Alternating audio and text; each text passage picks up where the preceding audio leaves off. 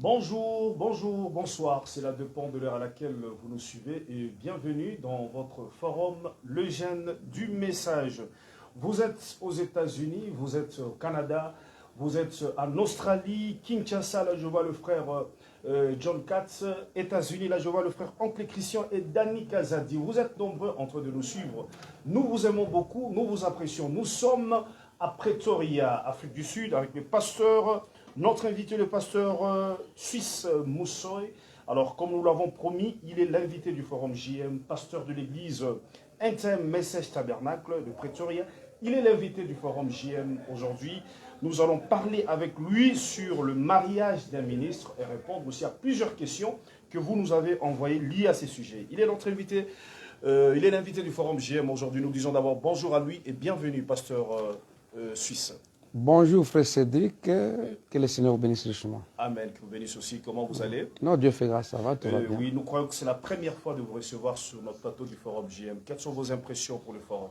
Bon, c'est une joie énorme pour moi de me retrouver là devant votre chaîne et puis essayer de parler de la parole de Dieu, apporter ma pierre ou ma contribution par rapport à ce forum. Oui, c'est-à-dire vos impressions pour le Forum, le travail, comment vous trouvez? Vraiment, c'est un travail qui mérite des félicitations et puis beaucoup de fleurs parce que nous n'attendons pas que la personne meure pour qu'on parle de bien de lui. Ce qu'au fait est tellement grand et énorme pour l'avancement du royaume et surtout que le nombre de gens que vous réunissez, c'est au-delà de toutes les églises. Donc, les jeunes du message s'interrogent, donc Forum les jeunes du message, c'est une plateforme qui, à mon avis, et à l'ampleur d'une église universelle, où l'on parle de tout et de rien. Mais, et surtout avec votre terme-là, les messages ou rien, Branham ou rien, ça me fait tellement plaisir de lire ces slogans-là, ça me fait plaisir. En tout cas, je suis dans la joie. Vous êtes dans la joie. Alors, comme nous l'avons dit, c'est le pasteur suisse Moussoy, pasteur de l'église Intem Message Tabernacle, ici à Pretoria. Alors, nous allons parler avec lui sur le mariage d'un ministre. L'homme de Dieu va aussi répondre à plusieurs questions que vous nous avez envoyées. Mais avant tout, quelques questions de curiosité. Pasteur, vous êtes né où précisément? Je suis né à Ilebo. Ilebo. Ilebo, oui, je suis né à Ilebo, dans le Kasaï. Dans les Kasaï. Vous êtes marié ou célibataire? Je suis veuf. Maman est déjà décédée. Oui, il y a 2 ans. Depuis qu'elle est partie, elle nous a laissés. Mais je suis veuf. Ah, ok. Combien d'enfants? De 2 enfants. 2 enfants. Une fille et un garçon. Ok, d'abord mes sincères condoléances. Merci beaucoup. Depuis que maman est partie, est-ce que vraiment elle vous manque? Vous vous sentez vraiment... Absolument. C'était une amie, une mère, elle était tout pour moi là. Et puis, la manquer, voyez un peu ce que ça fait. Ok, vous dites que vous êtes né en République démocratique du Congo, il est beau? Il est beau, oui. Il est beau. Alors, c'est depuis quand vous avez cru le message du prophète Branham? Êtes-vous né dans le message ou soit... Non. J'ai cru le message depuis 1997. Oui. Et c'est la même année que j'ai reçu le baptême. Oui. Et c'est à Rigini que j'ai écrit le message. C'est à Rigini, c'est-à-dire votre pasteur c'est qui? Le pasteur Barouti Kassongo, c'est lui mon pasteur. Et puis le pasteur Kaloum, le pasteur Landou qui était là aussi comme les associés. Donc ils sont tous mes pasteurs. Ils sont tous vos pasteurs. Alors nous sommes avec vous ici à Pretoria. Comment vous êtes arrivé à Pretoria? Nous rappelons que vous êtes pasteur de l'église Intem Message Tabernacle ici à Pretoria. Comment vous avez commencé l'église ici? Vous êtes venu ici pour commencer l'église? Ok, j'étais envoyé par le pasteur Barouti Kassongo alors qu'il était aux États-Unis. Oui. Il y avait un petit problème. Je venais pour, non pas Pretoria, mais pour Durban. Oui. Parce que le feu pasteur Belessi était malade à l'époque. Oui. Je devais venir pour l'épauler. Oui. Alors, on avait demandé à papa racheter de trouver quelqu'un qui pouvait venir pour assister le pasteur par rapport à ça. Oui. C'est comme ça que moi, étant dans la profession libérale, je suis avocat. Ils m'ont demandé, parce que là, il n'y a pas de pension, il n'y a pas de problème, ça ne va rien entraver, que je vienne pour l'assister. C'est comme ça que j'avais accepté. Et puis, je ne pouvais pas négliger la parole de Dieu pour mes intérêts personnels. Et j'ai accepté. Nous sommes arrivés ici. Et puis, je n'ai jamais été à Durban. Par rapport à ce qu'on avait trouvé, voilà. les circonstances. Et là, vous êtes à Pretoria. Je suis à Pretoria, voilà. Commencez l'œuvre ici. Okay. Bon, c'est une question, commencer l'œuvre, c'est entre guillemets. Je dirais oui et non, mais c'est quelque chose qu'on aura à parler peut-être plus tard. Ok. C'est combien, ça fait déjà combien d'années que vous êtes dans le ministère? J'ai juste commencé, la même année que je prêchais la parole de Dieu. Oui. Et en 98, c'est là où j'ai commencé déjà à monter de la chair et puis commencer à prêcher la parole de Dieu. Comment Dieu vous avez appelé au ministère, pasteur? Bon, quand j'ai cru à la parole de Dieu, d'abord, personne ne m'a prêché l'évangile. Oui. Je dormais, j'ai joué à une certaine musique païenne. Je me suis réveillé le matin. Je me suis réveillé, je me suis lavé à 4 h du matin. Et puis, je suis sorti sur le boulevard. Je suis allé jusqu'à Rigini. Oui. Je n'avais jamais été dans cette église-là. Oui. Je suis conduit comme ça. Et depuis là, je suis rentré dans le message. Oui. Et à ma sortie, je me suis rencontré avec un frère Kabassile qui était secrétaire de Frère Ngepa. Oui. Là, le Frère Ngepa était déjà décédé, oui. Mais c'est lui qui m'avait vu un jour à Massina. Il me dit, mais je t'ai vu à Rigini. J'ai dit oui, mais est-ce que je ne te vois pas la juridiction? J'ai dit non, je ne connais pas la juridiction. Mais pendant qu'il m'avait vu là, j'avais déjà les gens à qui j'avais porté la parole de Dieu de ma manière et qui croyaient Dieu au message, que j'amenais à Rigini sans connaître un seul frère. Oui. Et donc c'est comme ça que... oui, j'ai commencé à prêcher comme ça.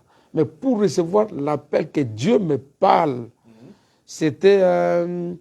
en 2001, j'ai prêché déjà. 2001, quand le fusion du Saint-Esprit est descendu sur l'école de dimanche, parce que j'ai fait 16 ans comme moniteur de l'école de dimanche à Rigini. Mais en 2001, quand le fusion du Saint-Esprit s'est réalisé à l'école de dimanche, j'étais l'une des classes, dans l'une des classes où il y a effusion du Saint-Esprit de l'école de dimanche.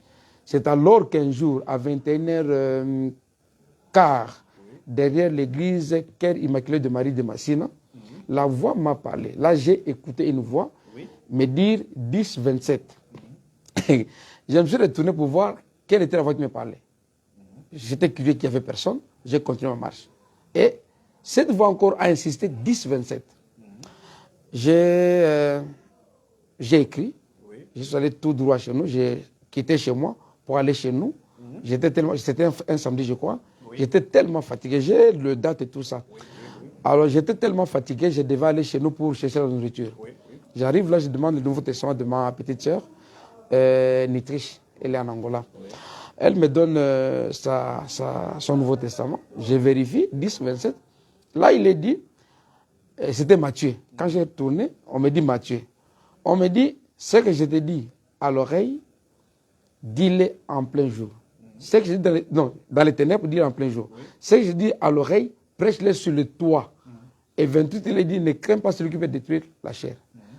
Alors, quand j'ai vu ça, j'ai compris qu'il était question d'un appel. Parce que quand j'ai prêché la parole de Dieu, chaque fois qu'il est passé, Kalumbu prêchait, il disait, si vous avez reçu un appel, il faut attendre la commission. Alors, cela me dérangeait tellement.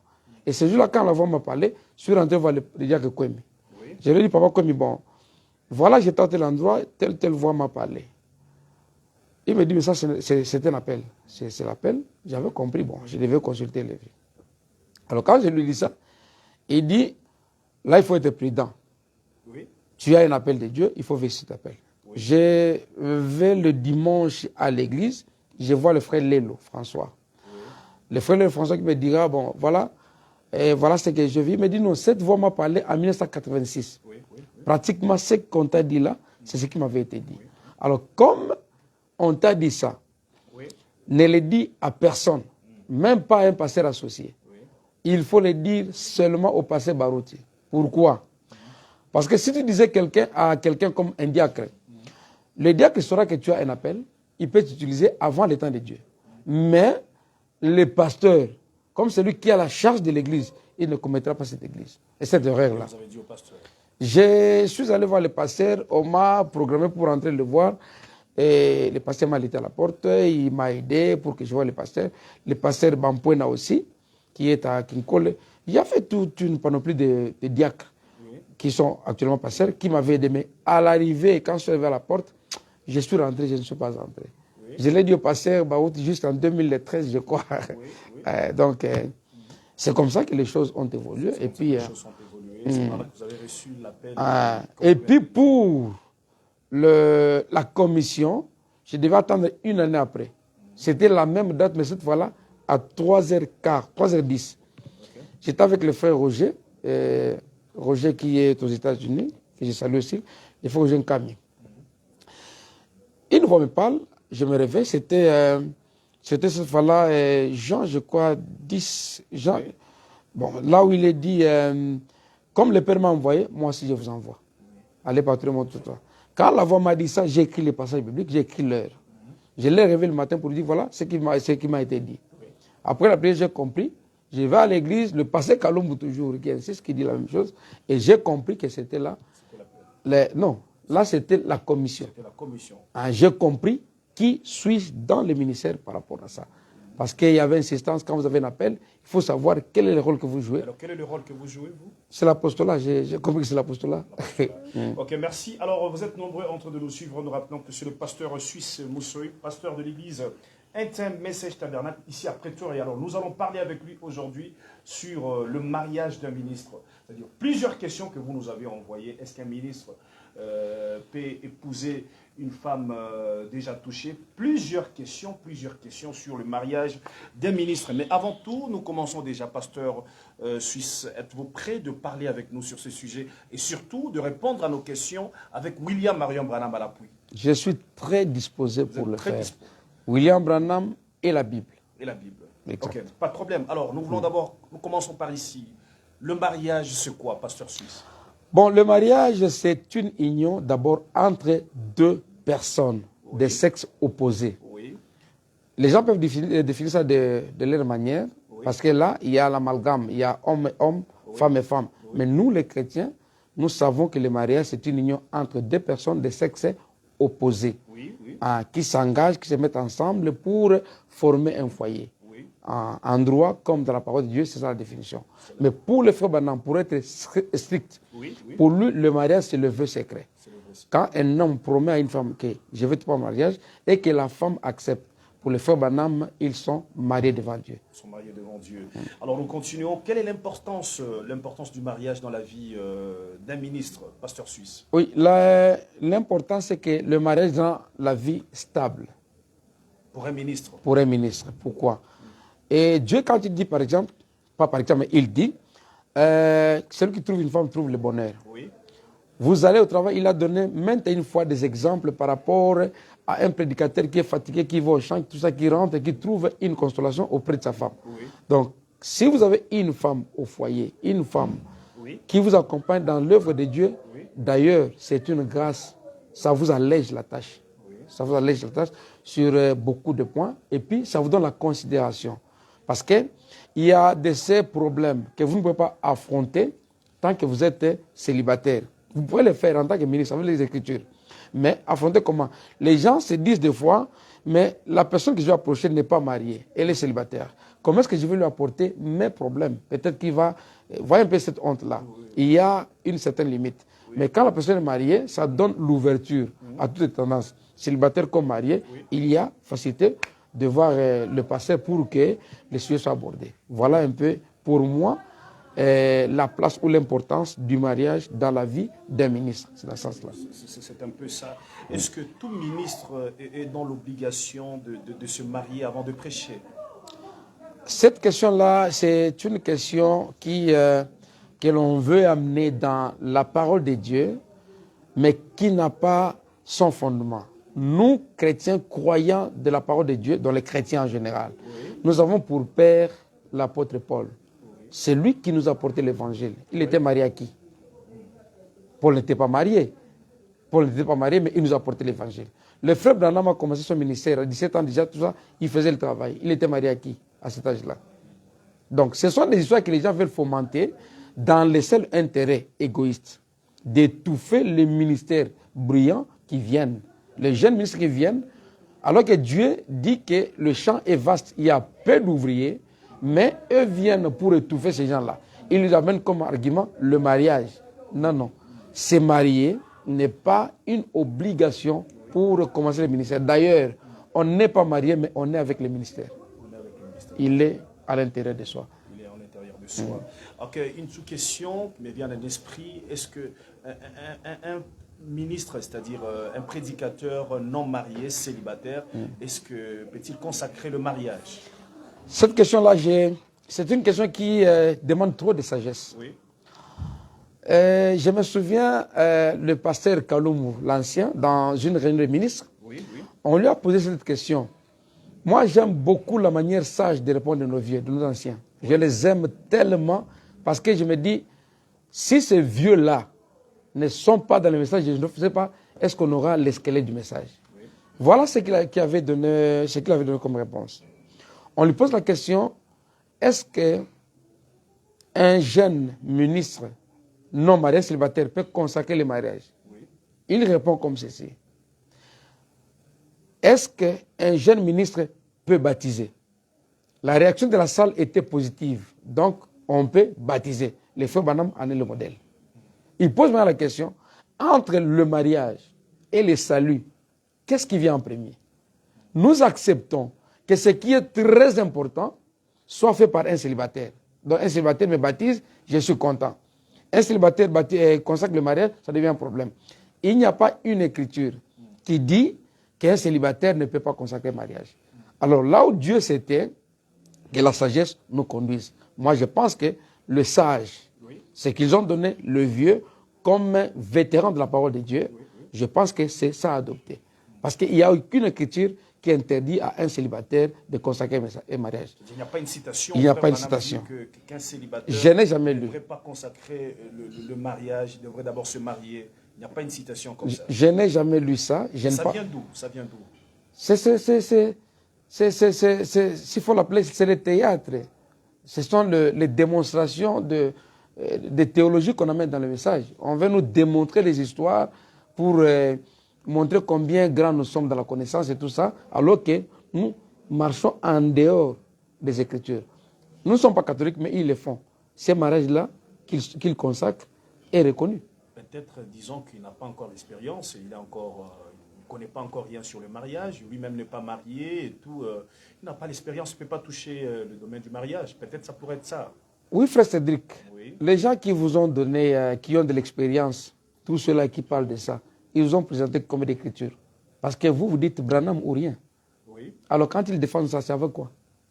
Moi, je voudrais qu'ils me disent que les célibataires ne consacrent pas le mariage, Branham ou rien, voici la citation. Comme il n'y a pas de citation, moi je pense qu'il n'y a pas fait de débat autour de ça. Pas de débat. Alors, vous êtes nombreux en train de nous suivre, c'est le pasteur suisse Moussoy, je rappelle, le pasteur de l'église Intime Message.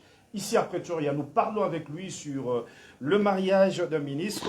L'homme de Dieu, nous continuons. Il y a une question, nous voulons aussi savoir, nous avons été enseignés qu'un ministre stérile ou handicap ne peut pas prêcher la parole. Et c'est vrai, selon Frère Branham. Le frère Branham, c'est la Bible interprétée. Oui. Parce que nous avons la parole écrite, qui est la Bible, et nous avons la parole parlée, qui est l'interprétation de la parole écrite. Oui. Dans la parole écrite, nous avons deux fondements. Oui. Il y a le fondement de l'apôtre Paul et le fondement du Saint Moïse. Ce sont les deux gens qui tiennent la parole de Dieu et qui nous ont apporté la parole. Dans les sacerdoces d'Aaron, selon ce que Moïse nous a donné, un pasteur qui a un défaut, quelqu'un qui a un défaut ne peut pas être sacrificateur. Ça, c'est ce que l'Ancien Testament nous dit. Et il y a des Écritures. Handicap stérile ne peut pas prêcher la parole. On a cité beaucoup de points. Je crois vous donner certaines lumières par rapport à ça. Oui.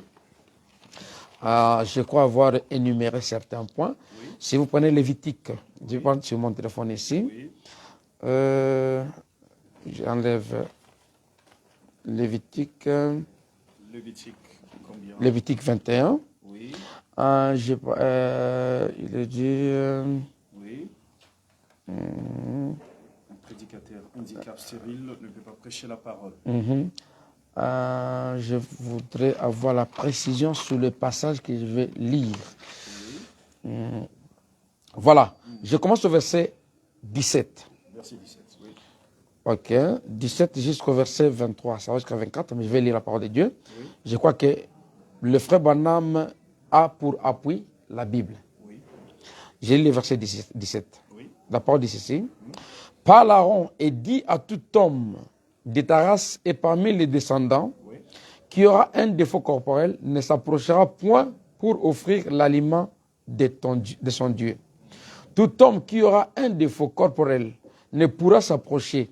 Un homme aveugle, boiteux, ayant le nez cornu, ou un membre allongé, un homme ayant une fracture au pied ou à la main, un homme bossu ou grêle, ayant une tache à l'œil, la gale, une dartre ou les testicules écrasés. Et ce que tu appelles stérile. Oui.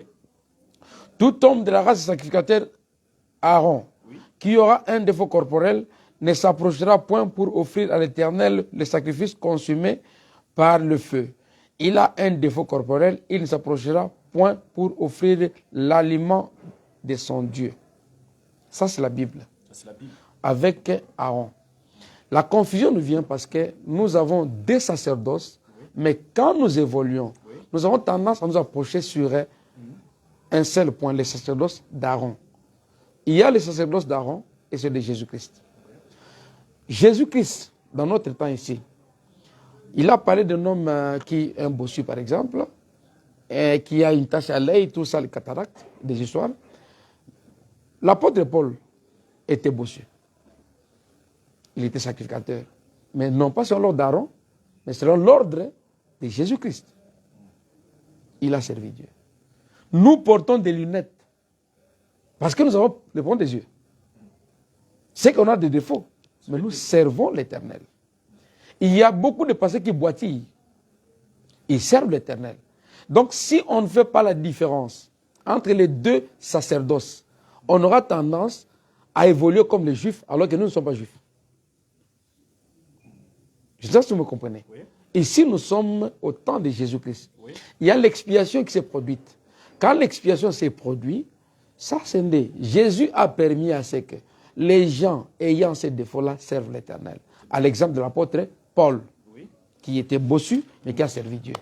Je prends mon exemple et beaucoup d'entre les prédicateurs qui portent des lunettes. Il y a des gens qui ont des nez crochus, qui servent Dieu, qui boitillent, qui servent Dieu. Donc, c'est-à-dire c'est en ordre avec la c'est parole. en ordre avec la parole. Et vous avez des faux aveugles, boités, stériles. L'apôtre Paul a donné l'exemple. C'est le frère Branham qui parle de ça. Quand Paul a demandé que la charge lui soit ôtée, Dieu lui a dit que ma grâce te suffit. Okay. Alors il était bossu, il a prêché la parole de Dieu. Moi, je prêche la parole de Dieu, je porte les lunettes. Je ne portais pas ça avant, mais je porte. Okay. Il y en a beaucoup qui en portent. Okay. Et parmi les conditions qui excluaient les gens de sacrificature, c'est que les yeux puissent avoir des problèmes. Okay. Ah. Merci, pasteur Suisse. Alors nous continuons. La question est de savoir maintenant, la plus grande question est de savoir dans notre émission, y a-t-il une citation claire qui soutienne qu'un ministre devrait se marier à une femme non touchée, à une femme non touchée. Un ministre ne devrait pas se marier à une sœur déviergée, disons ça comme ça. Il devrait se marier qu'à une sœur vierge. Est-ce qu'il y a une citation noir sur blanc où Frère Branham dit cela? Il n'y a pas une citation. S'il faut que je donne la lumière à ça, je serai peut-être un peu long. Je ne sais pas si vous me permettrez. Non, mais c'est ça même la plus grande question de l'émission. Soyez libre de répondre à cette question parce qu'on nous a enseigné, on nous a appris qu'un ministre ne devrait pas se marier à une sœur déjà touchée. Il devrait se marier qu'à une sœur vierge. Est-ce qu'il y a une citation du prophète Branham qui appuie cela? Je voudrais répondre avec ça, avec cette question. Oui. Je voudrais vraiment lire le frère Branham. Oui, vous avez le temps de lire parce que c'est ça même la plus grande question de notre émission. Je voudrais lire le frère Branham. Oui. Qu'est-ce que le frère Branham appelle virginité d'abord? La virginité, est-ce que c'est l'hugmène? L'hugmène, c'est l'enveloppe là de la virginité, l'enveloppe qu'a la fille vierge. Cette enveloppe-là, c'est ce qu'on appelle l'hugmène. Est-ce que la virginité, selon les prophètes, c'est l'hugmène ou c'est autre chose. Selon la Bible, selon Dieu, selon même Aaron. Et c'est là, c'est l'hugmène ou c'est autre chose. Moi, je dirais que ce n'est pas l'hugmène. Je vais lire la parole de Dieu. Si nous prenons Ézéchiel chapitre 44, verset 22, il est dit là que le sacrificateur pouvait se marier à une femme veuve d'un autre sacrificateur. Si on est déjà veuve, est-ce que l'hugmène est encore en place, non touché, ou il est déjà touché? Parce qu'une veuve, c'est sûr qu'elle vit avec un homme. L'hugmène a été déjà touché. Mais Dieu dit que si cette femme-là, un sacrificateur peut la prendre en mariage, si elle était la femme d'un autre sacrificateur. Donc quand on parle de la virginité, à partir de cette écriture, excluons d'abord qu'il est question de la membrane appelée hugmène. Je lis le frère Branham maintenant dans les questions-réponses. Oui. Sur la Genèse du 29 juillet 53. Paragraphe déjà 50. Le frère Branham explique ce qu'est la virginité. Oui. Il dit ceci. Vierge, c'est quoi? Vierge veut dire pure, sainte, n'est-ce pas? Qu'est-ce qu'une fille vierge? C'est une fille qui n'a jamais été touchée. Elle est vierge. Quelque chose qui est vierge, par exemple, suivez bien l'explication du prophète. Oui. L'huile d'olive vierge. Oui. Qu'est-ce que c'est? Ça veut dire qu'elle a été distillée. Or, si on a distillé, c'est que ça a été touché et raffiné. Je sais pas si vous comprenez. Je continue la lecture. Jusqu'à ce qu'elle soit à l'état vierge, qu'elle soit pure. De l'or vierge, qu'est-ce que c'est? C'est-à-dire, toutes les impuretés, il a été soumis à la chaleur et tout. Et que sous l'effet de la chaleur, toutes les impuretés en sont sorties. Pas vrai? Tout le fer et la purite et tout le reste en sont sortis sous l'état de la chaleur. Il est alors à l'état vierge. Donc, cette citation du prophète nous montre que la virginité, c'est la sainteté, c'est la sanctification. Si on a bien compris le frère Branham. Parce qu'il n'y a qu'une seule citation sur laquelle les gens se fondent pour dire un ministre ne peut pas se marier à une femme déjà touchée. C'est là le nœud du problème. Et c'est dans là, c'est au verset 3 et le verset 7 de Lévitique, oui. Le chapitre 21. Oui. Le verset 3 et le verset 7. Oui. Mon frère Cédric, Branham ou rien, c'est un slogan que j'aime beaucoup. Oui. Tu l'utilises à Chiruba depuis un temps là, il y a un terme que tu utilises. Wamba ou Bala. Ah, c'est ce que moi j'aime. En tout cas, je voudrais vraiment que l'on soit clair. Oui.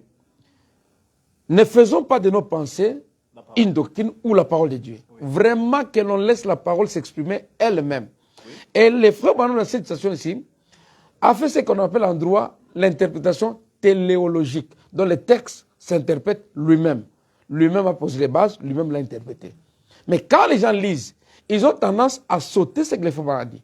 Alors moi je voudrais, par rapport à ceci, que les points soient mis sur les i et les barres sur les t, pour qu'on ait la lumière dans tout ça.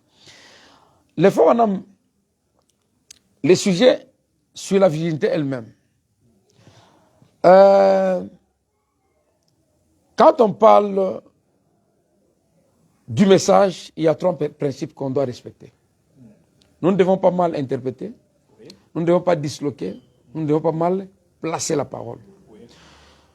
Ce qu'on a dit sur les sacrificateurs dans le Lévitique chapitre 21, c'est toute une loi. Mais quand vous prenez le verset 7 et le verset 13, vous disloquez la parole.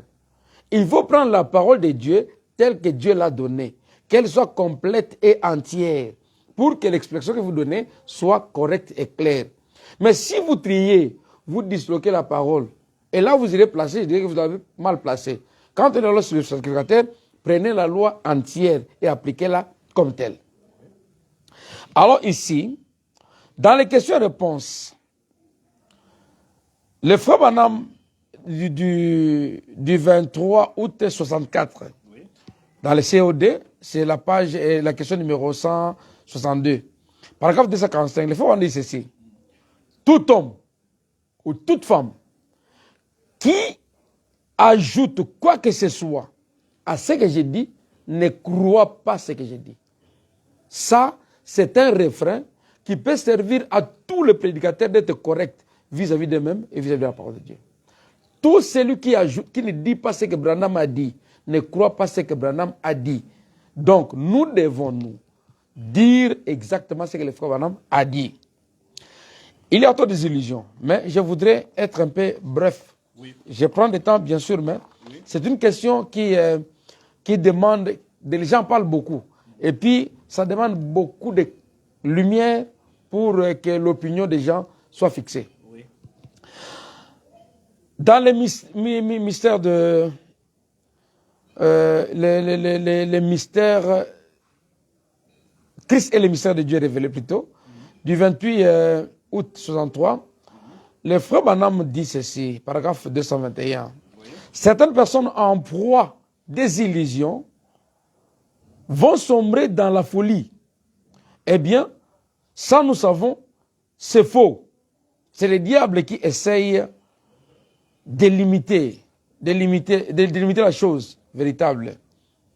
Avant qu'elle soit là, vous voyez, il y a toujours un faux. Vous voyez, il continue. Donc, dans cette situation, il continue, mais un homme véritable doit perdre ses propres idées. Non, mes idées que je considère comme la parole de Dieu, que je perde d'abord mes idées. Je ne sais pas si tu faut comprendre. Oui, doit perdre ses idées et sa propre manière de penser. Non pas s'avancer à l'aveuglette, comme ça. Non, monsieur. Vous vous avancez avec toutes vos facultés et Christ vous prend sous son contrôle et s'exprime. Et maintenant, pour le monde, vous êtes un fou. Donc, on doit avancer avec toutes nos facultés, notre intelligence, dans cette question, pour comprendre ce que Dieu a voulu dire par rapport à la situation que nous lisons. D'ailleurs, pour que l'on mette foi à une écriture, il faut dire qu'il faut la déposition des témoins, la Bible. Alors, il faut des citations. Mais l'unique citation que nous avons ici, c'est celle qui parle le paragraphe 221 de la prédication, le mariage et le divorce, où le frère Branham dit que saviez-vous qu'un ministre ne devait pas se marier à une femme déjà touchée. Mais cette même citation ne se limite pas là. Le frère Branham l'interprète. Je peux lire la citation? Oui, je peux lire la citation.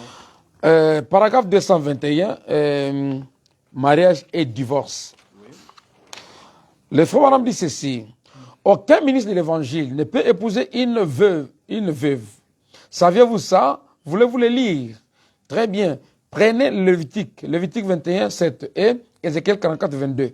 Et vous y verrez que le sacerdoce ne devait pas épouser une femme qui avait été touchée par un homme. C'est le type de l'épouse vierge de Jésus-Christ. Il a déjà interprété avant que je ne finisse. Le frère Branham dit que c'était le type. Et le type, les gens veulent concrétiser le type comme si c'était une réalité. Si on prend le type, je prends le type par exemple que Pharaon c'est le type de Dieu. Parce que quand Joseph sort de la prison, il va à la droite de Pharaon. Oui. Le frère Branham prend le type de Jésus-Christ. Il dit quand après la résurrection, il va à la droite de Dieu. Dans le type, Pharaon devient Dieu.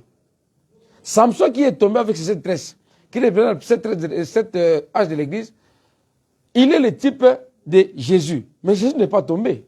Pharaon n'est pas notre Dieu, parce qu'il est type. Et quand on prend le type avec l'intelligence erronée, on croira que c'est ça ce que ça veut dire. Mais ici, les fois, on va interpréter. Je continue un peu, parce que c'est la citation qui pose problème. Ok, pasteur, continuez, il y avait un petit problème de connexion. Ok, merci beaucoup, frère Cédric. Okay. Le prophète dit ceci, oui. C'était le type de Christ, oui. Parce que le sacrificateur, le fils d'Aaron, c'est eux qui manipulaient le feu de Dieu. Oui. Nous n'avons pas le temps pour tout lire. Oui. Si nous voulons sortir avant 10 heures, je crois, avant midi. Ça, c'est ce que le frère Branham a dit. Il n'avait pas le temps de tout lire parce qu'on devait sortir avant. Mais nous, on a le temps de tout lire. Donc, lisons la loi sur le sacrificateur. Si nous coupons un morceau pour faire de cela la parole de Dieu, ce n'est pas la parole de Dieu. Être à l'extrême gauche, ce n'est pas être dans la parole. Aller à l'extrême droit, ce n'est pas être dans la parole. Pour être dans la parole, lisez ce que Dieu a dit. Alors, j'aimerais que par là, nous puissions examiner cette loi de Moïse, de Moïse ou d'Aaron. Qu'est-ce que la loi dit? Est-ce que nous sommes prêts à assumer et à observer tout cela? Sinon, alors nous disloquons la parole de Dieu. Mais si nous disons que la parole de Dieu, prenons-la telle qu'elle est, croyons-la du début jusqu'à la fin. Et nous verrons si nous vivons la parole de Dieu. Si on doit appliquer cette parole, tout le monde va quitter la chair. Dans la plupart des cas. Je vais démontrer. Il est dit ceci, dans Lévitique 21. Parle au sacrificateur, fils d'Aaron, et tu leur diras, un sacrificateur ne se rendra point impur parmi son peuple. Le verset 7, ils ne prendront point une prostituée ou déshonorée, ils prendront point une femme répudiée par son mari, car ils sont saints pour leur Dieu. Ça, c'est pour le mariage. C'est là où les choses s'attellent. Ils ne prendront point une femme déshonorée, une prostituée, tout ça. Ça, c'est le commencement. Nous sommes tous d'accord pour ce point-là. Alors, pour la suite, le verset 13. Il prendra pour femme une vierge. Là, nous acceptons. C'est la parole, nous disons amen à cela. Un ministre. Un ministre. Un sacrificateur, c'est un ministre, oui. Le verset 14. Il ne prendra ni veuve, ni une veuve, ni une femme répudiée, ni une femme déshonorée ou prostituée, mais il prendra pour femme une vierge parmi son peuple. Là, nous sommes toujours dans ce que nous disons ici. Dans les mariages de divorce, les femmes l'a dit, je l'ai déjà lu. Je vais ici, j'ai déjà expliqué la virginité au début. Qui sont maintenant les sacrificateurs aujourd'hui dans le contexte de la parole de Dieu? Il avait été dit, un sacrificateur ne prendra pas une femme touchée, tout ça. Mais si vous lisez Apocalypse chapitre 1er, verset 6, Dieu a fait de nous un royaume de sacrificateurs. Donc si vous appliquez la loi aujourd'hui, aucune femme touchée ne peut être mariée. Parce que tous nous sommes royaume des sacrificateurs. Vous comprenez bien?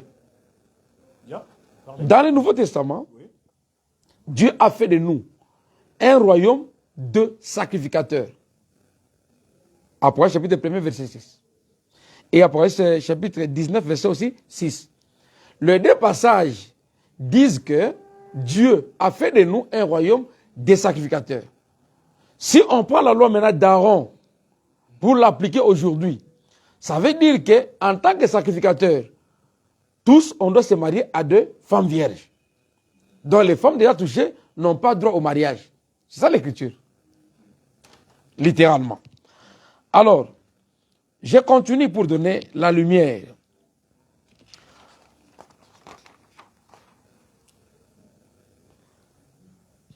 S'il était question de la virginité comme humaine, je l'ai déjà dit, je le répète, Ézéchiel 44 n'allait pas permettre à ce que le sacrificateur se marie à une femme d'un autre sacrificateur, parce que l'humain n'existe pas là-bas. C'est déjà défloré. Maintenant, dans notre temps ici, notre sacrificature n'est pas celle d'Aaron. C'est là où se pose le vrai problème. Notre sacrificature, c'est dans 1 Timothée chapitre 3, du verset 1 au verset 7. C'est là la sacrificature à laquelle nous appartenons. Dans celle-là, l'apôtre Paul dit ceci. Celui qui aspire à la charge d'un évêque, l'aspirant à la charge d'un évêque, c'est le ministre. Parce que si vous êtes ministre, demain vous pouvez commencer une église, et après demain les enfants qui naîtront de vous seront vos enfants qui vont vous appeler évêque. Je suis clair, je crois. Celui qui aspire à la charge d'un évêque doit être mari d'une seule femme. Paul n'a pas ajouté vierge. Paul n'a pas ajouté vierge. Je crois que les gens ont des Bibles. Le passage est donné, c'est à vérifier C'est à lire. 1 Timothée chapitre 3, le verset 1 au verset 7. C'est ça notre sacrificature. Et l'apôtre Paul ajoute, dans Galates chapitre 1, verset 8 et 9, que même si un ange vient du ciel, et qu'il vous disait autre chose en dehors de ce que vous avez reçu de nous, qu'il soit maudit. Maintenant là, si moi je venais pour dire non, à côté de marié d'une seule femme, jamais virgule, j'ajoute vierge. Je vais déjà marcher sur le principe de la parole de Dieu tel que posé par Paul. Et le frère Branham a beaucoup insisté sur Galates 1:8. Ça, tout lecteur du message, tout quoi du message, il sait bien que c'était le refrain du prophète. Lui venait toujours sur ça. Donc, on ne peut pas ajouter, on ne peut pas retrancher sur ce qui est écrit. Maintenant, analysons cette loi avec sincérité. Le verset 5 dit, « Ils ne feront point de place chauve sur la tête. Ils ne se raseront point les coins de leur barbe. Et ils ne feront point quoi? Ne feront point d'incision dans leur chair. » Donc, vous là, frère Cédric, tel que vous êtes là, en tant que si vous étiez sacrificateur, si vous l'êtes, vous ne pouvez pas prêcher. Moi, je ne peux pas. Parce que nous nous rasons. Avec la loi de la virginité, qui continue. On a pris seulement un article de la virginité. Mais la loi est vaste. Les fois, on a dit, si on avait le temps, on allait tout lire. Mais nous, ici, nous ne voulons pas sortir avant midi. Nous voulons lire pour comprendre. Et de nos enfants de Dieu, c'est qui est clair.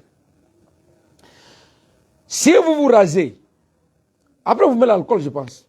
Pourquoi mettre l'alcool? Parce qu'il y a des incisions. Mais les sacrificateurs aujourd'hui, qui ne devaient pas laisser l'espace vide sur leur tête. Donc il y a des frères, quand vous en Kovo, ce qu'on appelle Kovo, Tiscope, qui se présentent là, tout ça de la chair, dans l'ancienne sacrificature d'Aaron, on devait les chasser. Parce qu'ils ne méritent pas, ils se sont rasés. Les frères font d'esthétique, de zéro faute. Un pasteur en zéro faute, là, tout ça, et il est content. Et les gens, gentlemen, il s'est rasé. Il a marché sur la loi qui parle de la virginité. Mais lui n'a pris que la virginité, et il a fait les zéro fautes pour s'accommoder à la mode. Mais pour la virginité, il est ancien. Pour les zéro fautes, il est nouveau. Il est dans la mode.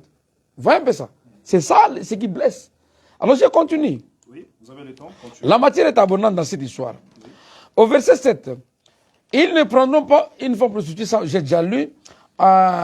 Si la fille d'un sacrificateur se déshonore en se prostituant, le verset 9, elle déshonore son père, elle sera brûlée au feu. Combien de pasteurs ont brûlé leurs filles parce que leurs filles ont commis adultère et elles ne sont pas vierges? Combien? C'est la parole de Dieu. C'est le verset 9. Si vous pensez qu'on doit garder la virginité, mais entrons dans des maisons de serviteurs de Dieu, des sacrificateurs, chez ceux qui ont déjà été déflorés, et puis on va les brûler. C'est l'écriture. Soit on appartient au sacerdoce de Paul, de Jésus-Christ par Paul, soit on appartient au sacerdoce d'Aaron. Et là, si nous rentrons dans Aaron, nous oublions l'expiation accomplie par Jésus-Christ. Combien de sacrificateurs ont déjà brûlé leurs filles parce que leurs filles ont été déshonorées? C'est l'écriture. On doit dire amen à cela. C'est ce que tu as dit ici, non? Antilouba. Ah. On doit vivre la parole de Dieu. Brûlons les filles des sacrificateurs. Je continue avec mon analyse.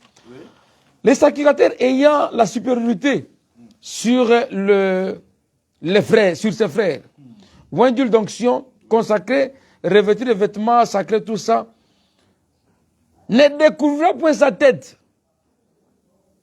Et il ne déchirera point ses vêtements. Frère, est-ce que nous on entre à l'église avec les chapeaux? On rentre pas à l'église avec les chapeaux? Mais c'est lui qui a la charge. C'est comme ça que les évêques catholiques portent des chapeaux. Parce qu'on ne doit pas découvrir sa tête. Mais nous ici, on fait ce qu'on appelle les pelouses, ras de sol, on vient là. On a coupé bien là tout ça, on est bien cravate, et puis bien rasé, on est à l'église. Mais c'est contre cette loi-là de la virginité. Comment on se fait raser les cheveux? On prend sur la virginité et La loi, quand on parle de la loi, ce n'est pas un article. Un article est une partie de la loi. Un article n'est pas la loi. Moi, je suis juriste. Quand on dit la loi, on voit tous les articles. Mais si on a plus seulement l'article 7 et l'article 13, et les autres articles, là, vous laissez pour qui? Brûlez vos filles qui vous ont déshonoré. Brûlez vos filles. Brûlez vos filles. Après, quand vous brûlez votre fille, vous dites, bon, voilà, comme j'ai brûlé ma fille, celle qui n'est pas vierge ne va pas se marier. C'est un ordre. Parce que vous avez vécu la parole et vous voulez faire appliquer la parole. Ne vous rasez pas. Ah. Ne vous rasez pas les cheveux. Vous venez la tête chauve, vous entrez à l'église, vous prêchez la parole et vous dites, non, non, écoutez, vive vierge. Mais non, mais vous avez la tête rasée. On voit votre tête. Oh, je suis évêque ici, chez moi, ici. Les femmes déflorées ne peuvent pas être mariées par les ministres. Oui, c'est très bien. Mais toi, là, tu vois ton chapeau. Tu n'as pas de chapeau, tu entres dans l'église. Comment ça? On ne doit pas découvrir ta tête. C'est l'écriture. Je continue. Le verset 10. Le sacrificateur ayant la supériorité, ça je l'ai lu. Le verset 11. Il n'ira vers aucun mort, ni pour son père, ni pour sa mère. Ah, frère. Mais nous allons dans le deuil. Nous prêchons même dans le deuil. Mais la loi de la virginité là, sur laquelle nous prenons, dit qu'on doit parler dans le deuil. Les sacrificateurs n'iront pas dans le deuil. Les sacrificateurs n'iront pas dans le deuil. Ils n'iront pas. Mais nous allons là-bas, nous prêchons. Non seulement que nous allons, mais nous prêchons encore. Là, c'est en ordre. Il n'y a que la virginité qui pose problème. Non. Ne faisons pas que nos pensées deviennent la parole de Dieu. Jésus a racheté le monde. Il a payé de son sang pour que tout le monde jouisse d'une paix éternelle. Il n'y a personne à marginaliser. Si on doit entrer dans cette logique-là, j'ai fini, je vais revenir sur ça. Le verset 15, il prendra pour faire une vierge, oui, ça c'est écrit. Tout homme ayant un défaut corporel ne s'approchera point pour offrir à l'Éternel les sacrifices consumés. Frère, nous portons des lunettes. Nous portons des lunettes. Je l'ai insisté ici. Pourquoi on porte des lunettes? Parce qu'on a la diminution de vision. C'est un défaut corporel. Il y a de ceux qui boitillent. L'âge. Là, c'est encore rien. Mais ce que je voudrais vraiment lire là, vous avez une Bible là? Vous voulez lire quelque chose? Oui, Nombre 23, Nombre 8. Je vais voir. Hein? On dit quoi là-dedans? Ok. Vous allez lire à la maison, vous qui nous suivez. Oui. Nombre chapitre 8, le verset 23, verset 26. Oui. Les sacrificateurs, quand vous voulez Aaron, de la virginité, devait entrer au service à 25 ou 26 ans et va sortir à l'âge de 50 ans. Donc tous ceux-là qui ont dépassé 50 ans ne peuvent pas prêcher la parole de Dieu. C'est la parole de Dieu. Donc tous les pasteurs qui ont 50 ans doivent quitter la chair. C'est la même loi qui parle de la virginité, c'est la loi d'Aaron. Là nous sommes dans Nombre. Si vous avez 50 ans, oui. Oui. Voilà. Et le verset, oui, j'ai dit verset 20 combien? 23 au verset 26, ok. Il est dit ceci. Ah, ça commence ici, ok. L'Éternel par la Moïse dit, voici ce qui concerne les Lévites. Depuis l'âge de 25 ans et au-dessus, tout Lévite entrera au service de la tente d'assignation pour y exercer une fonction. Depuis l'âge de 50 ans, il sortira de fonctions et ne servira plus. Il aidera ses frères dans la tente d'assignation pour garder ce qui est remis à leurs soins. Mais il ne fera plus les services. Tu agiras ainsi à l'égard des Lévites pour ce qui concerne leurs fonctions. Combien de pasteurs ont plus de 50 ans, mais qui sont pasteurs? L'écriture est là. L'écriture est là. Donc, ne faisons pas de nos bonnes intentions la parole de Dieu. Laissons Dieu agir de la manière qui lui semble être bon. Et cette manière-là est bonne pour nous tous. Vous n'avez pas le droit d'exclure les autres pour un gain quelconque. Si tel n'était pas le cas, les frères Branham n'allaient pas dire que cette prostituée serait une bonne femme pour un vieux prédicateur fatigué? Dans 3 prédications et de ce moment, il en parle. Oui. C'est-à-dire, avant de continuer, vous nous parlez de la femme prostituée que vous venez de citer ici, parce que vous allez nous lire la citation. Oui. C'est-à-dire, ici, jusqu'ici, vous êtes en train de nous montrer qu'une sœur déjà touchée, disons un peu clairement, c'est-à-dire déviergée, est peut-être mariée par un ministre, un prédicateur, et c'est la parole. Exactement et parfaitement. Le mariage d'abord n'est pas basé sur la virginité. Le mariage est basé sur le vœu, qu'on appelle en droit le consentement et l'amour. Le frère Branham, si c'était la condition, dans quelle de ses prédications, il a parlé ou a fait allusion de la virginité de sa femme, que ce soit Obs et que ce soit Meda. Si c'était d'une importance capitale, où est-ce qu'il en a fait mention? Alors, vous êtes en train d'écouter, nous sommes en train d'aller petit à petit. Le pasteur suisse vient de dire ici, il vient de lire, il a donné des exemples dans la Bible si on devrait respecter la virginité, mais prenons aussi ça, vivons aussi ça. Parce que c'est la même loi. C'est la même loi. Il a dit, il n'y a pas une citation, il n'y a pas une citation du prophète Branham qui dit qu'un ministre prédicateur devrait se marier qu'à une sœur vierge. Il n'y en a pas. Ce sont des bonnes pensées. On a amené. Là, il va maintenant démontrer.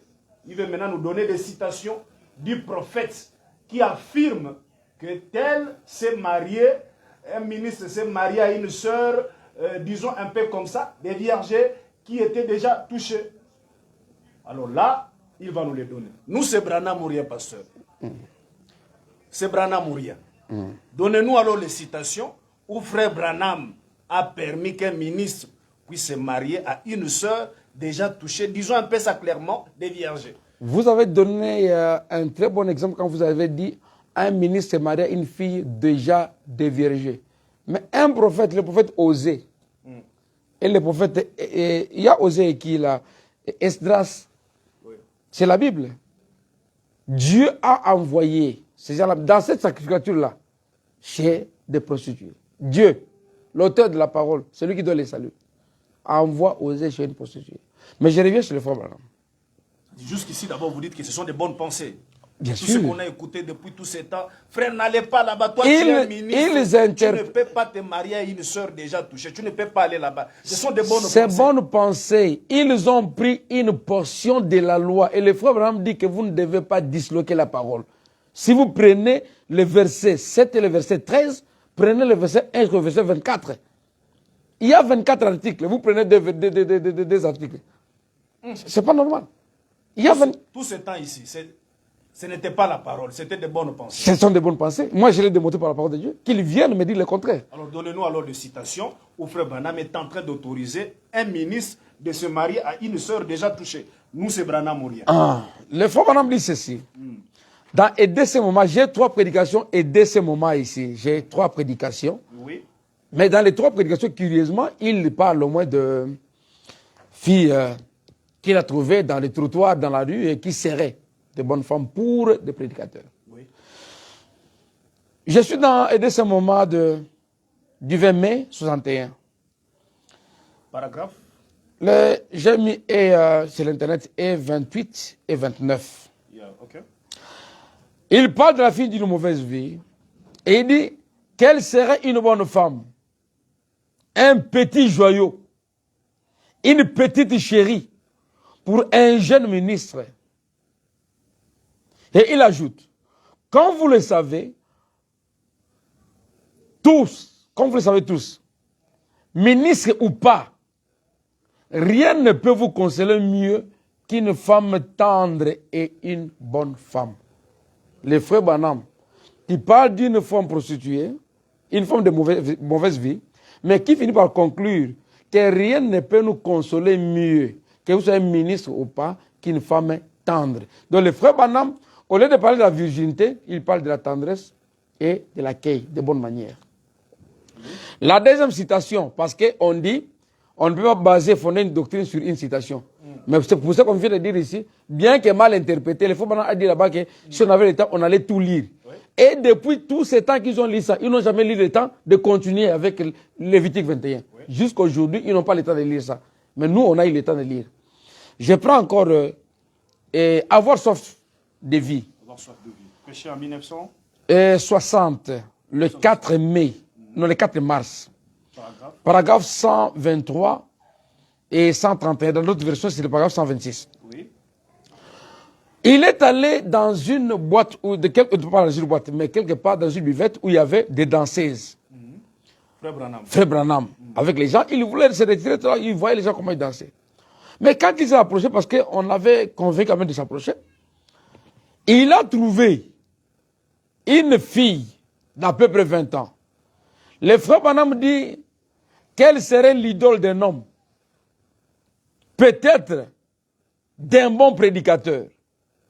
Une bonne consolation d'un ouvrier qui reviendrait la nuit. La femme qu'on a trouvée dans le trottoir, en train de danser. Quand on dit trottoir, on comprend que c'est une femme de mauvaise vie. Mais le prophète dit, de la manière qu'il avait vu la fille, et quelle serait une idole pour un ministre, pour un serviteur de Dieu. Cette prostituée, donc si convertie, elle serait une idole. C'est Branham qui dit ça. J'ajoute une troisième. Et dès ce moment, d'abord c'était le 61, là maintenant je suis dans ce mois du 13 juillet 62. Oui. C'est E227. Vous pouvez aller même E37 aussi, vous verrez, c'est l'histoire qui compte. C'est tellement c'est long, j'ai pris une partie. Le diable ne peut pas créer, il peut pervertir ce que Dieu a créé. Tenez, on dirait que vous êtes tous adultes. Là, il parle à la congrégation. La plupart. Écoutez ceci. Nous sommes des mariés. Vous, les hommes et les femmes mariées, vous pouvez vivre ensemble comme mari et femme. Et ces femmes sont exactement les mêmes comme jamais, elles. Donc les femmes que nous prenons à la maison et celles de l'extérieur sont les mêmes. Elles sont vierges tant qu'elles sont restées avec leur mari. Voilà la finalité, c'est fort, madame. Répétez un peu la citation là. Pas compris. Elles sont vierges tant qu'elles sont restées avec leur mari. C'est vrai. Or, c'est légal. C'est légitime. C'est en ordre. C'est ordonné par Dieu de faire cela. Une femme autre peut accomplir le même acte que votre femme. Mais dans l'un des cas, vous êtes juste aux yeux de Dieu. Oui. Tandis que le même acte avec une autre personne, vous êtes condamné à mort. Il dit quoi, les frères Branham? Pour être clair, une femme mariée, peu importe son état précédent, tant que cette femme-là est restée fidèle à son mari, cette femme-là est vierge devant Dieu. C'est ce que dit l'idée de la citation. Oui. Et dès ce moment, du 3 juillet 62, le paragraphe 227, tant que la femme est fidèle à son mari, devant Dieu, elle est vierge. Que dirons-nous des pasteurs maintenant qui, mariés à des vierges, vont tomber avec les femmes des vierges? Que dirons-nous des pasteurs qui vont détruire les femmes vierges pour demain argumenter, non, elle n'est pas vierge, on ne doit pas la marier? Que dire d'eux? Ils doivent continuer à prêcher la parole de Dieu et mater le ciel, c'est ça. Il y a des histoires que l'on doit se dire. C'est les citations que vous venez de lire ici. Bien sûr. Les 3 citations que vous venez de lire. Exact. Vous dites que ces citations ici, c'est là où Frère Branham a dit qu'un ministre est en train de montrer qu'un ministre peut se marier à une sœur déjà touchée. Une troisième est là d'ailleurs, une quatrième citation. Lisez, parce que je vais vous poser des questions sur les 3 citations ici. Sans faute. Parce qu'ici, là, on va poser des questions. Sans faute. Lisez encore pour que je vous pose des questions sur les 3 citations ici. Je suis dans, et dès ce moment toujours, oui. Du 15 avril 61. Et 39 à 42. Oui. Moi, je prends seulement l'idée. Oui. Ailleurs, c'est paragraphe 58. Oui. Une jeune fille de trottoir, une prostituée jadis alcoolique. Oui. Elle était catholique plutôt, jadis catholique, elle est entrée dans l'église et elle est devenue alcoolique. Elle a fait même 2 fois prison. Elle a fait 2 fois la prison. Oui. Le frère Branham dit, l'a regardé. Et il dit que c'était une bonne jeune fille. Il dit, ne pouvait-elle pas être la reine d'un jeune évangéliste fatigué, revenant du champ missionnaire, épuisé, une douce petite femme qui passerait ses bras autour de lui et qui lui dirait, chérie, je sais que tu es fatigué. C'est Branham qui dit ça. C'est Branham qui dit ça. C'est Branham qui dit ça. Vous avez terminé les citations. Par rapport aux citations, j'ai fini là. Si on va continuer, Ok. on aura continué. Je reprends un peu la citation ici, parce que pasteur, nous c'est Branham Mouria. Exact. Nous, ça ne veut pas dire, oh frère, comprenez, ça veut dire ça. Nous, on ne comprend pas. Oh frère, ça veut dire ça. Non, non, on ne Nous, on comprend lit. pas. Nous, on lit. Oh frère, comprenez, on ne comprend pas. Nous, on comprend ce que Branham a dit. Amen. Oh frère, voyez, on ne voit rien, pasteur. Amen. Nous, on voit ce que Branham a dit. Amen. Wamba Oubala. Ah. Je suis sur les 3 citations que vous venez de lire. 4. 4 citations. Exact. Parce que nous, on devient têtu quand frère Branham parle. On n'écoute plus. Exact. Vous avez dit dans Non, pas moi, j'ai dit. Tu as déjà dit que le frère Branham. Oui, oui, la citation. Ok. De ce moment, de 1961, dans le paragraphe 39 et puis 58. Une jeune fille de quoi? De trottoir. De trottoir. Une Une prostituée. Jadis Catholique. catholique. Elle buvait et elle était alcoolique. Mais elle a même fait 2 fois la prison. Et le frère Branham l'a regardé. Et c'était, pour le frère Branham, c'était une bonne jeune fille. Et il a dit, ne pouvait-elle pas être la reine? C'est ici un problème. Ok. Ne Pouvait-elle pas être la reine? Ne pouvait-elle pas être? C'est-à-dire, frère Branham est en train de voir. De regretter. De regretter. Ne pouvait-elle pas être? Cette femme prostituée, de la manière que je la vois. Ici, on n'a pas... Bon, on reste un peu avec ce que frère Branham a dit. Exact. Ici, ne pouvait-elle pas être la reine? C'est-à-dire, frère Branham est en train de c'est comme vous voyez quelqu'un dans la rue. Vous dites, mais cet enfant ici, vraiment aussi, il devait vraiment être peut-être à l'école étudié. Mais dans cette condition, ici, frère Branham n'est pas en train de montrer que dans cette condition, elle devrait être mariée, et comme elle est prostituée là, déjà touchée, être mariée par un prédicateur. Je ne sais pas si on a mal lu, ou soit ça c'est vous qui comprenez comme ça. Ok. Quand je parle des exemples que je prends de prostituées, comme le frère Branham les donner, ça ne veut pas dire que tu iras dans la boîte de nuit prendre une femme. Une personne convertie, d'abord, entre les chrétiens, le principe est que les chrétiens se marient entre chrétiens. Oui. Mais quand on condamne les filles déflorées, on a l'intention que même si elles ont donné leur vie à Christ, pour les partisans de cette extrême-là, de cette extrémité, donc elles ne valent rien, ne peuvent pas se marier. Or, quand quelqu'un vient à Christ pour Dieu, la parole dit que Dieu jette tous ses péchés dans la mer de l'oubli. Pour Dieu, quand il regarde, il te voit comme n'ayant jamais péché. Oui. Mais dans cette... Bon, restons un peu avec ce que frère Branham a dit. C'est la citation que vous venez de nous donner. Exact. Frère Branham est en train de dire, ne pouvait-elle pas être... On dit quoi? Parce que vous avez écrit ça. Ne pouvait-elle pas être la reine d'un jeune évangéliste fatigué? Ne pouvait pas être, ne pouvait-elle pas être? Le frère Branham souhaite, il dit, il le veut, bon, mais cette dame ici devrait peut-être, parce qu'il voit que la dame est en train de se comporter un peu mal. Ça, là, ce n'est pas une bonne position. Elle devrait peut-être, Mais quand elle devrait, là, dans cette position-là, vouloir, là, elle devrait respecter les normes que frère Branham a dit, d'être vierge. Non, non, on n'a pas dit ça. Tu vois, tu as utilisé le conditionnel, non? Non, je prends ma divorce. Oui, oui. Si c'est le conditionnel aussi. Oui. Le passé ici. Là, c'est le passé, le conditionnel. Non, nous sommes Branham ici. Oui, oui. Branham, ok. Oui. Oui. Nous voulons que ça soit clair. Ici, frère Branham n'a pas dit que dans cette condition-là qu'elle vient, qu'on puisse la marier et elle sera une bonne femme. Non. Frère Branham n'a pas dit ça. Non, pour être bon, il n'y a pas de bons païens. Il n'y a pas de bons païens.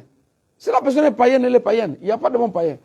Elle devrait être, quand elle devrait être, c'est-à-dire c'est qu'elle doit, voilà. Elle n'est pas déjà prostituée. Non, et il faut qu'elle soit convertie et être la femme d'un ministre. Alors, quelqu'un qu'on regrette comme ça, pour être la femme d'un ministre, pourquoi on n'a pas dit que non, qu'on trouve un frère pour le prendre? Parce qu'elle est dans le monde, non?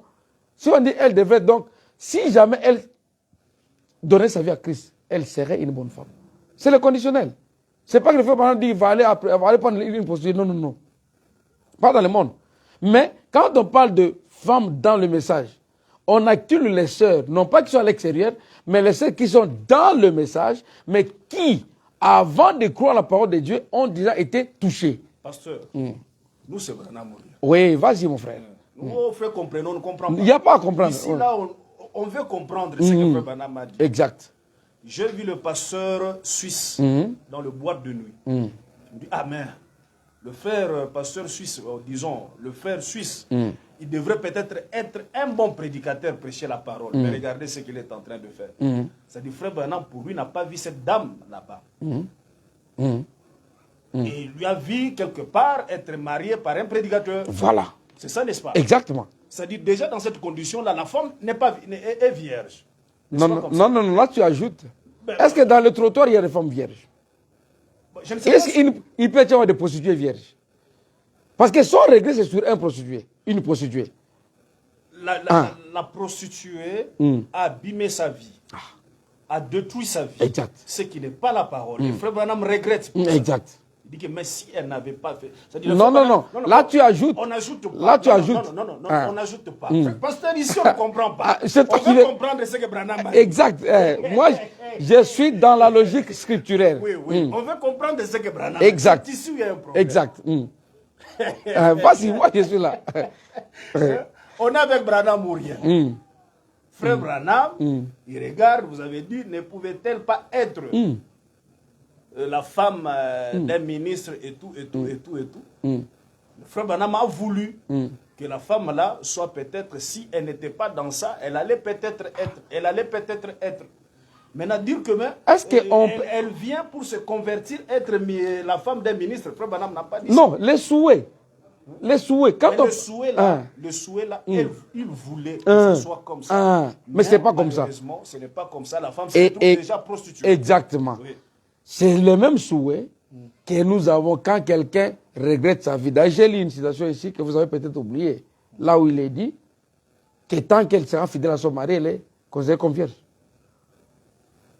Oui, continue. La fidélité, c'est la virginité, selon Dieu. La virginité, j'ai lu au début là. La virginité, ce n'est pas la membrane, ce n'est pas l'hymen, c'est la sainteté. Alors si quelqu'un s'est converti, est-ce que à quelqu'un à qui Dieu a donné l'opportunité d'aller au ciel, le Saint-Esprit, vous pensez que le Saint-Esprit est inférieur au mariage des ministres? Vous pensez vraiment? Si Dieu lui donne la vie éternelle, le Saint-Esprit, son esprit, Dieu habite en lui ou en elle, elle peut dire comme Paul, si je vis, ce n'est plus moi qui vis, c'est Christ qui vit en moi. Si Dieu peut amener quelqu'un à ça, vous allez me dire que le mariage des ministres est supérieur au salut. Vous ne me direz pas ça. Le Dieu qui a donné à cette prostituée le salut, c'est vous qui lui refusez maintenant le mariage. Ça, c'est non-sens. Ok. Ben. Le pasteur vient de donner la citation. Le citation. Les citations. Voilà. Moi, je vais poser la question. J'ai posé la question. Vous avez compris ma question. Et vous avez compris sa réponse. Nous, c'est Branham ou rien. On ne comprend, oh frère, comprenez, on ne comprend rien. Nous, on comprend ce que Branham a dit. Alors là, je vous laisse vous maintenant d'en juger. Parce que le pasteur a dit, il a répété ce que frère Branham a dit. Et que c'est frère Branham qui le dit. Qu'un ministre devrait se marier à une sœur déjà touchée. Il n'y a pas non. Pas devrait se marier. Ou soit il n'a pas. C'est possible, voilà. C'est ça le terme. C'est possible. C'est possible. Il n'a pas dit devrait. Si je dis devrait, là j'ajoute. C'est possible.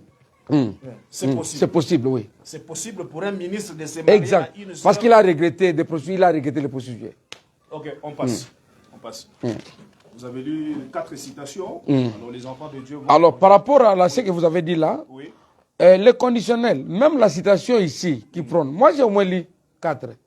Mais ça, c'est la seule citation que les gens s'accrochent. Et une citation aussi disloquée du reste de la parole. Donnez-moi la citation. 221. 221. Aucun ministre de l'évangile ne peut épouser une veuve. Savez-vous ça? Voulez-vous les lire? Très bien. Prenez Lévitique 27, 7 et Ézéchiel 44, 22. Et 21, 7, pas 27. 21, 7, excusez-moi. Et Ézéchiel 44, 22. Et vous y verrez que la sacerdoce ne devrait pas épouser une femme qui avait été touchée par un homme. C'est le type de l'épouse vierge de Jésus-Christ. On a interprété déjà. Dans cette écriture-là, les gens se cramponnent là. Mais Branham l'a déjà interprété. C'est le type de l'épouse. Nous, on vient d'où? Des dénominations, non? Pour être épouse. Vous voyez notre virginité. Est-ce qu'on est né comme ça, vierge spirituellement? On vient de là, on vient de ce côté. S'il y a des questions en ligne, là, vous envoyez ça pour qu'on gagne le temps. Alors, s'il y a des questions en ligne, vous envoyez vos questions. On est en train de courir déjà. Il y a d'autres questions ici. Je ne sais pas si vous voulez ajouter encore quelque chose sur ça. C'est-à-dire là, vous dites que ce sont de bonnes pensées de dire qu'un ministre ne devrait pas se marier à une sœur déjà touchée. C'est-à-dire il y a la possibilité, si le ministre veut, il peut se marier à une sœur déjà touchée. Et c'est en ordre avec la parole. Parce que, d'après le frère Branham, le fondement du mariage, ce n'est pas la virginité. Le fondement du mariage, c'est le vœu. C'est le vœu. C'est ça le fondement du mariage. C'est le vœu. Le mariage est basé sur l'amour, sur le vœu mutuel qu'on se donne. Pas sur la virginité. La virginité n'est pas une condition du mariage. Il n'y a pas une écriture qui dit que c'est une vertu. Le faux Branham dit que c'est un beau cadeau qu'une femme peut donner à son mari. C'est un beau cadeau. Mais ce n'est pas une condition du mariage. Ce n'est pas une condition. Ok. Et toujours sur ça, avant de passer, le vertu que devrait incarner la future épouse d'un ministre avant son mariage, selon Frère Branham, il n'y a rien, c'est seulement... Non, c'est selon la Bible d'abord. Il ne faut pas qu'elle soit trottoir, parce qu'on dit qu'elle soit sans reproche dans notre sacerdoce. Qu'il soit marié une femme qui n'a pas de reproche. C'est ce que 1 Timothée 3 dit. Elle doit être un modèle. Mais la virginité, il n'y en a pas là. Non, la virginité n'est pas une condition.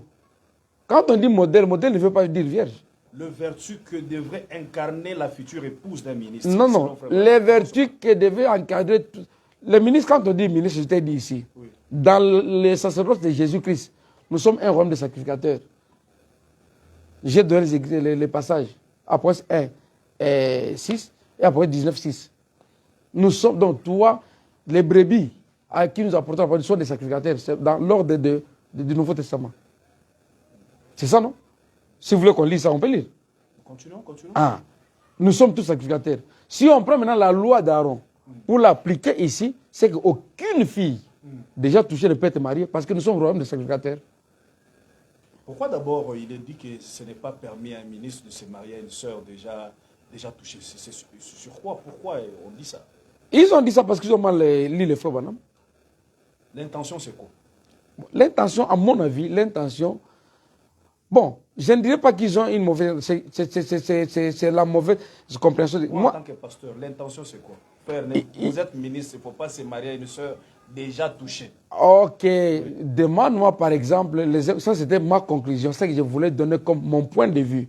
Par rapport à cette question-là, c'était ce que j'ai réservé pour une conclusion ou mon point de vue. Pourquoi est-ce que je peux conseiller à un ministre de se marier à une vierge? C'est le conseil que moi je donnerai à un ministre. Mais je ne voudrais pas que ce conseil devienne la parole de Dieu. Mais quand ce n'est pas la parole, ça ne peut pas nous aider. Non. Les conseils, vous verrez que c'est la parole de Dieu. Le conseil peut être d'ordre sociologique ou d'ordre spirituel aussi. Mais quand je parle de conseil, c'est dans l'ordre sociologique. Si tu me demandes pourquoi, C'était ça la conclusion, mais je vais donner ça et puis continuer. L'ordre sociologique, là, je ne comprends pas. Ok. Ça veut dire quoi, Ok. l'ordre sociologique? Ok. Par exemple, dans la société, Oui. vous êtes appelé à être ministre, vous êtes ministre de l'Évangile. Oui. Vous mariez une femme déjà touchée. Les champs est vaste, vous continuez à prêcher la parole de Dieu. Oui. Vous allez tomber sur un gars qui donne sa vie à Christ, mais qui avait qui était l'ancien copain de votre femme, qui est censée être la mère de l'église. Les frères viennent à l'église, les frères maintenant ont un problème conjugal. Il y a de ces problèmes qui demandent vraiment l'implication de femmes de pasteurs. Vous voyez, si ça touche directement à la femme. Et maintenant, l'homme s'amène avec sa femme devant un pasteur. Mais qui est devant lui, qui est celle qui est censée être leur maman pour les encadrer, c'est son ancienne copine. Vous voyez le rapport de considération. C'est là que je parle sur le plan sociologique. Dans la société, sur le plan de considération, l'image est déjà ternie. C'est mon ancienne copine qui va me conseiller ma femme. Vous voyez la considération. Vous verrez les frères devenir rétrogrades et reculer petit à petit. Après, les frères ne viennent pas. Oh non, le frère a rétrogradé. Non, les frères a fui parce qu'il y a un obstacle. Son ancienne copine devient sa maman spirituelle. Voici cet élément-là. C'est ça l'intention. C'est l'élément que moi je condamne. C'est pourquoi je dis aux frères, pour ne pas courir ces risques, Au ministre. mieux serait de se marier à une vierge. Vous voyez ce que moi je dis? Mieux serait que le ministre se marie à une vierge. Pour ne pas courir ce scandale. Tu as une femme à la maison qui est censée être la mère de l'église. Et quelqu'un donne sa vie à Christ, c'est l'ancien copain de votre femme. On vous a d'abord posé une question avant de continuer. On vous a posé une question en direct. Oui. On dit pourquoi Dieu a donné les 3 vertus à une femme. Oh, à une femme. Ah, je pensais qu'il allait dire. Merci beaucoup pour la question. Que Dieu bénisse ses frères. Les vertus, ce sont comment ça s'appelle ça?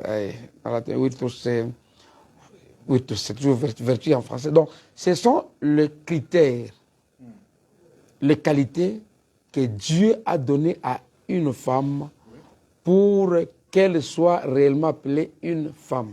Il y a la virginité qui est sacrée, il y a la maternité qui est sacrée, il y a la féminité qui est sacrée. Ce sont des choses que l'on n'achète pas. Et c'est mieux qu'une femme amène tout cela dans son mariage. Dieu a donné cela comme don à une femme. Parce qu'une femme qui n'a pas la maternité ne saura pas supporter les enfants. Une femme qui n'a pas la féminité ne saura pas garder la famille. Une femme qui n'a pas la virginité, selon les frères Branham, n'a pas un cadeau meilleur à donner à son époux. C'est ça. Voilà ce que je peux dire. Parce qu'on parle du mariage des ministres, les 3 vertus, c'est quelque chose qui n'est pas attaché aux femmes des ministres, mais à toutes les femmes. Ce sont les femmes en général qui doivent le conserver. Alors on vous pose la question ici. Est-ce qu'un polygame peut prêcher la parole? Non. On dit déjà, nous sommes dans les saisons de Jésus-Christ. 1 Timothée 3 dit, mari d'une femme, c'est tout. Si vous avez 2 femmes, et d'ailleurs, si vous allez dans, je crois, Exode chapitre 20, verset 6, quelque chose comme ça, on dit que celui qui prend une seconde femme, qui ne retranche aucun droit de la première femme, comment vous allez dormir sur 2 lits ensemble directement? Comment vous serez à gauche et à droite au même moment? Parce que si vous allez comme ça à gauche, vous retranchez les droits de la première femme à droite. Si vous allez à droite, vous retranchez les droits de celle qui est à gauche. Donc ça, c'est, pour moi, c'est seulement l'esprit d'impudicité ou d'adultère qui a revêtu les gens pour commencer à prôner sur la polygamie. Je sais, ça fera polémique, mais je m'en fous. Moi, je ne peux pas soutenir la polygamie dans les sacerdoces. Paul est clair. Si tu aspires à la chair d'un évêque, sois marié d'une femme. Et cette femme-là soit irréprochable. C'est ça. Ah, je rentre encore. Oui. Un frère vient, un ministre, il vient vous demander conseil pour se marier. Vous allez lui conseiller de se marier à une sœur seulement vierge. Je lui dirai ça. Vous lui direz ça. Pour les raisons que j'ai avancées. Mais ce n'est pas la parole. Non, non. C'est aussi la parole et ce n'est pas la parole. C'est de la parole selon l'Ancien Testament. C'est aussi la parole, ce n'est pas la parole. Ça dit ceci. C'est la parole dans l'ordre d'Aaron. C'est la parole. Mais quand là, vous ramenez l'ordre d'Aaron. Quand il s'agit de donner le conseil aux frères. Le Nouveau Testament, Jésus est venu accomplir la loi. Il n'a pas aboli la loi. Et les frères dit d'ailleurs que la grâce et la loi amplifiée, la loi rendue forte. On n'a pas aboli la loi. On n'a pas aboli la loi. C'est-à-dire la loi est toujours là, valable jusqu'aujourd'hui. Oui, mais là où Dieu a inauguré, il a changé les donnes, on n'emboîte les pas. Comme chez les sacrificateurs. Sinon, c'est ça ce que je dis. Là, on a changé. On avance. On avance. Parce qu'il y a l'expiation. Il y a l'expiation. Quand le frère vient vous ramener dans le... Pour des raisons d'ordre non pas scripturel, j'ai dit d'ordre sociologique. Sociologique, d'approche. Oui, d'approche, de conscience. Hein. Parce que si on reste avec la parole, ou soit on reste avec l'ordre sociologique. Est-ce qu'on peut enlever la société de la parole? On peut avoir une église sans société. Mais si la société contredit ce que la parole dit, on met de côté. Est-ce que la société qui conseille à quelqu'un de se marier une femme vierge, elle contredit la parole? Au contraire, elle encourage les autres à ne pas aller se les faire déflorer. Pour avoir cette chance-là, cette opportunité-là, de ne pas répondre à cette question. Pourquoi ne pas appuyer qu'un ministre devrait se marier qu'à une sœur vierge? Je n'appuie pas ça parce que je n'ai pas une écriture. Alors pourquoi le conseiller dans les bureaux à un frère de se marier à une sœur vierge? Parce que c'est mieux, en cas de problème, il y aura un rapport de considération. Parce que moi, je ne comprends pas. Je ne comprends pas. Vous allez comprendre. Je ne comprends pas. Vous finirez par comprendre. Soit le frère ne se marie pas. Le frère dans le bureau, frère, vous voyez, la parole dit ça, selon frère Branham, comme vous avez dit, le citation, ou soit on ne peut pas se marier à une sœur déjà touchée, un ministre, soit on se marie à une sœur déjà touchée. Non, non, non. Je le dirai, parce que d'abord, je n'ai pas un argument pour lui interdire de se marier à une femme qui est déjà touchée. Je n'ai pas un argument. Sinon, je renie l'expiation. Mais pour des raisons, des rapports de considération, rapport de considération. C'est quand on dit qu'il faut saluer les gens. C'est écrit dans la parole de Dieu, il faut saluer les gens. Oui, c'est écrit quelque part. Là, c'est écrit. Mais il y a des notions de politesse qui ne sont pas scripturelles, mais qu'on vit. La société s'impose erga omnes. Oui. Maintenant, là, je vais te donner un exemple clair et concret, précis. Si, par exemple, mettez-vous à... quelqu'un vient demander conseil chez votre femme, et c'est la personne qui vient avec son couple pour demander conseil. Votre femme, vous, pasteur, c'est son ancien copain. Les rapports de considération. Quand cette femme-là se mettra à parler, cet homme-là va la considérer comme sa mère. Il faut qu'elle soit, qu'il soit un frère vraiment plein, hein? Plein de Saint-Esprit et puis rempli là. Sinon... Dans les bureaux, mariez-vous à une sœur vierge. Mais à la chair... Non, non, ça c'est un conseil. Pour ce conseil-là, tout parent d'ailleurs, tout pasteur conseille aux jeunes frères, ministres ou pas de se marier à des femmes vierges. C'est un conseil qu'on donne. Maintenant, qui est ce ministre-là qui doit se marier à une sœur déjà touchée? Vous allez Est-ce que c'est moi qui vais faire les choix des ministres? L'amour, le mariage est basé sur l'amour. Mais dans les bureaux, vous refusez. Non, moi, je lui donne un conseil. Je n'ai pas que je refuse. D'abord, si quelqu'un m'amène une femme, il y a beaucoup de matière à développer. Hein. Qu'il s'agisse d'une métisse, d'une blonde, d'une blanche, je ne sais pas. Où est mon problème? Le mari est basé sur l'amour. Les femmes me disent que si vous sentez que vous ne pouvez pas vivre sans elle, mieux serait que vous la preniez en mariage. Si la personne qu'elle est ministre sent qui ne peut pas vivre sans elle, c'est la procédure, vous voulez que moi je dise quoi? Parce que là, c'est l'écriture aussi. Ah, que je dise quoi? Que je lui donne la femme selon moi. Non, le choix de la personne, le choix du ministre, le choix du frère, ce n'est pas le choix du pasteur. Il faut que le pasteur arrive à comprendre ça. Quand ils se sont mariés, on n'a pas fait pour eux le choix. C'est ça qui les a amenés à dire non, quand vous voulez vous marier, venez voir le pasteur. Non? Vous défendez ici avec les citations, vous avez lu quelques citations du prophète Branham en train de défendre qu'une sœur, un frère peut se marier à une sœur déjà touchée. Mais, vous avez lu quelques citations, je continue. Et vous avez dit que c'est la parole. Il n'y a pas une citation qui interdit un frère de se marier à une sœur déjà touchée. Alors comme c'est la parole, je vais appuyer ça, Dieu prendra soin. Un frère, quand il vient dans le bureau, frère, la parole dit tu paies. Il n'y a pas de problème. On a pris la parole. J'ai dit ceci. Pourquoi dans les bureaux, on doit donner conseil? Non, non. Conseil sociologique, si c'est quoi que ce soit. Le conseil est à prendre ou à laisser. Mais le conseil qui ne cadre pas avec la parole, non. Vous défendez ce que vous défendez, vous allez avec ça, pasteur. Non, écoutez, je ne peux pas faire le choix de femme, d'un ministre ou d'un frère. Alors pourquoi ne pas laisser seulement que le ministre... Là, vous trouvez déjà qu'il y a un danger. C'est par là que vous conseillez au frère d'épouser une sœur vierge. Là, vous le conseillez parce que vous trouvez un danger. Écoutez, quand on prêche la parole de Dieu, on dit arrêtez de voler. On sait adresser à qui? À tout le monde. Vous direz qu'on a taxé l'église d'être voleur. Non. Les conseils, on donne à tout le monde. Ça peut nous laisser. Mais si dans votre cas, le Fonds a dit, si vous sentez que vous ne pouvez pas vivre sans elle, mieux serait que vous la preniez en mariage. C'est l'écriture, non? Maintenant, si le vrai truc est la prostituée est celle-là qui lit son cœur, il sent vraiment que sans cette prostituée, je ne vivrai pas. Vous voulez que moi, pasteur, je dise quoi? Je dis non, non, laisse cette femme, va chercher la vierge. Combien de vierges ont divorcé? Combien de vierges se sont mariées vierges mais font l'adultère? Combien? Si la virginité était condition idéale pour le mariage, il n'y aurait pas de divorce parmi les vierges. Mais pourquoi il y en a? Pourquoi il y en a? Alors là, on va passer à quelques sous-questions ici. Alors, qu'est-ce que vous dites aux pasteurs qui prêchent jour et nuit, disant qu'un ministre devrait se marier qu'à une sœur vierge? C'est la parole. Et ils incitent toujours. Je ne peux même pas bénir votre mariage, frère. Vous ne pouvez même pas prêcher. Vous avez épousé une sœur déjà touchée. Vous ne pouvez pas prêcher la parole. Qu'est-ce que vous dites? Il ne se coiffe pas les cheveux, c'est passé là. Est-ce qu'il rase les cheveux? Parce que la loi dit là, il faut raser les cheveux. Il ne faut pas raser les cheveux. Il ne faut pas raser la barbe. La loi l'a dit, il faut parler dans l'île de deuil. Moi, je pose la question à ces pasteurs-là, est-ce qu'ils vont dans l'île de deuil? Ils parlent de la virginité, est-ce qu'ils vont dans l'île de deuil? C'est ça. C'est la question que je leur pose. Okay. Il y a terminé, vous voulez dire? S'ils vont dans les lieux de deuil, qu'ils comprennent que la loi qui parle de qui condamne les lieux de deuil, c'est la même loi qui parle de la virginité. Ne disloquez pas la parole. C'est le principe sacro-saint. Il y a le procureur Iboula, le vieux Iboula qui me disait souvent, dans les messages, le prédicateur veut abrutir les frères. Ils veulent faire comme si on était idiots, on ne comprenait rien. Non, la loi est claire. Vous prenez une portion de la loi, 2 articles. Vous voulez faire de ça la loi, alors que la loi a 24.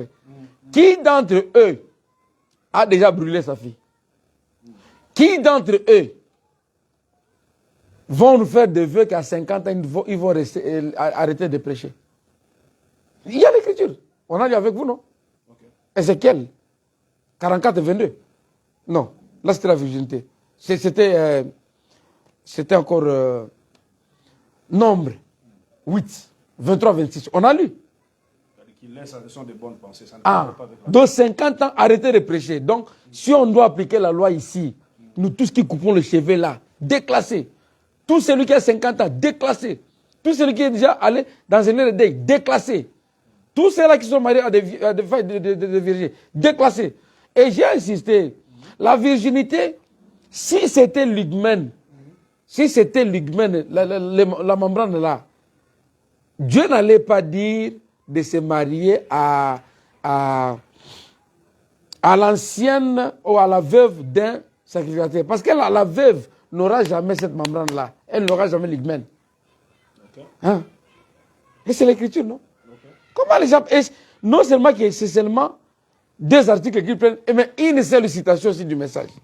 Il n'y en a même pas 2. Merci. Il y a un frère qui est en train de vous suivre, un ministre. Oui. Il aime tellement une sœur, mais la sœur a déjà été touchée. Vous lui conseillez quoi aussi?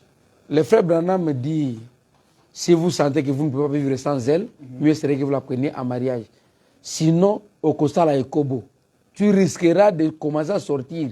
Parce que tu t'es marié à la personne qui n'est pas de ton choix. Vous conseillez ce ministre-là de se marier à la sœur et continuer à prêcher? On se marie, non pas à la virginité, on se marie à la personne. C'est ce que les gens oublient. Ok. Alors on continue. On pose la question, quels sont les avantages pour un ministre ou tout autre frère de se marier à une femme non touchée?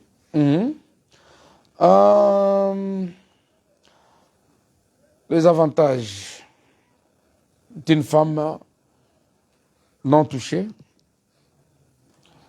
bien touchée. Quand vous vous mariez à une femme non touchée, d'abord il y a ce respect-là dont je parle. Ce respect-là, vous avez l'impression, je sais qu'il y a des exceptions, mais vous avez l'impression que vous êtes en face d'une personne qui a su marcher de la manière la plus correcte dans son parcours. C'est le premier point. Le deuxième point, vous ne verrez jamais quelqu'un pointer cette femme du doigt comme quoi elle m'appartenait, j'aurais fait ceci ou cela avec elle. Ça vous donne une certaine valeur.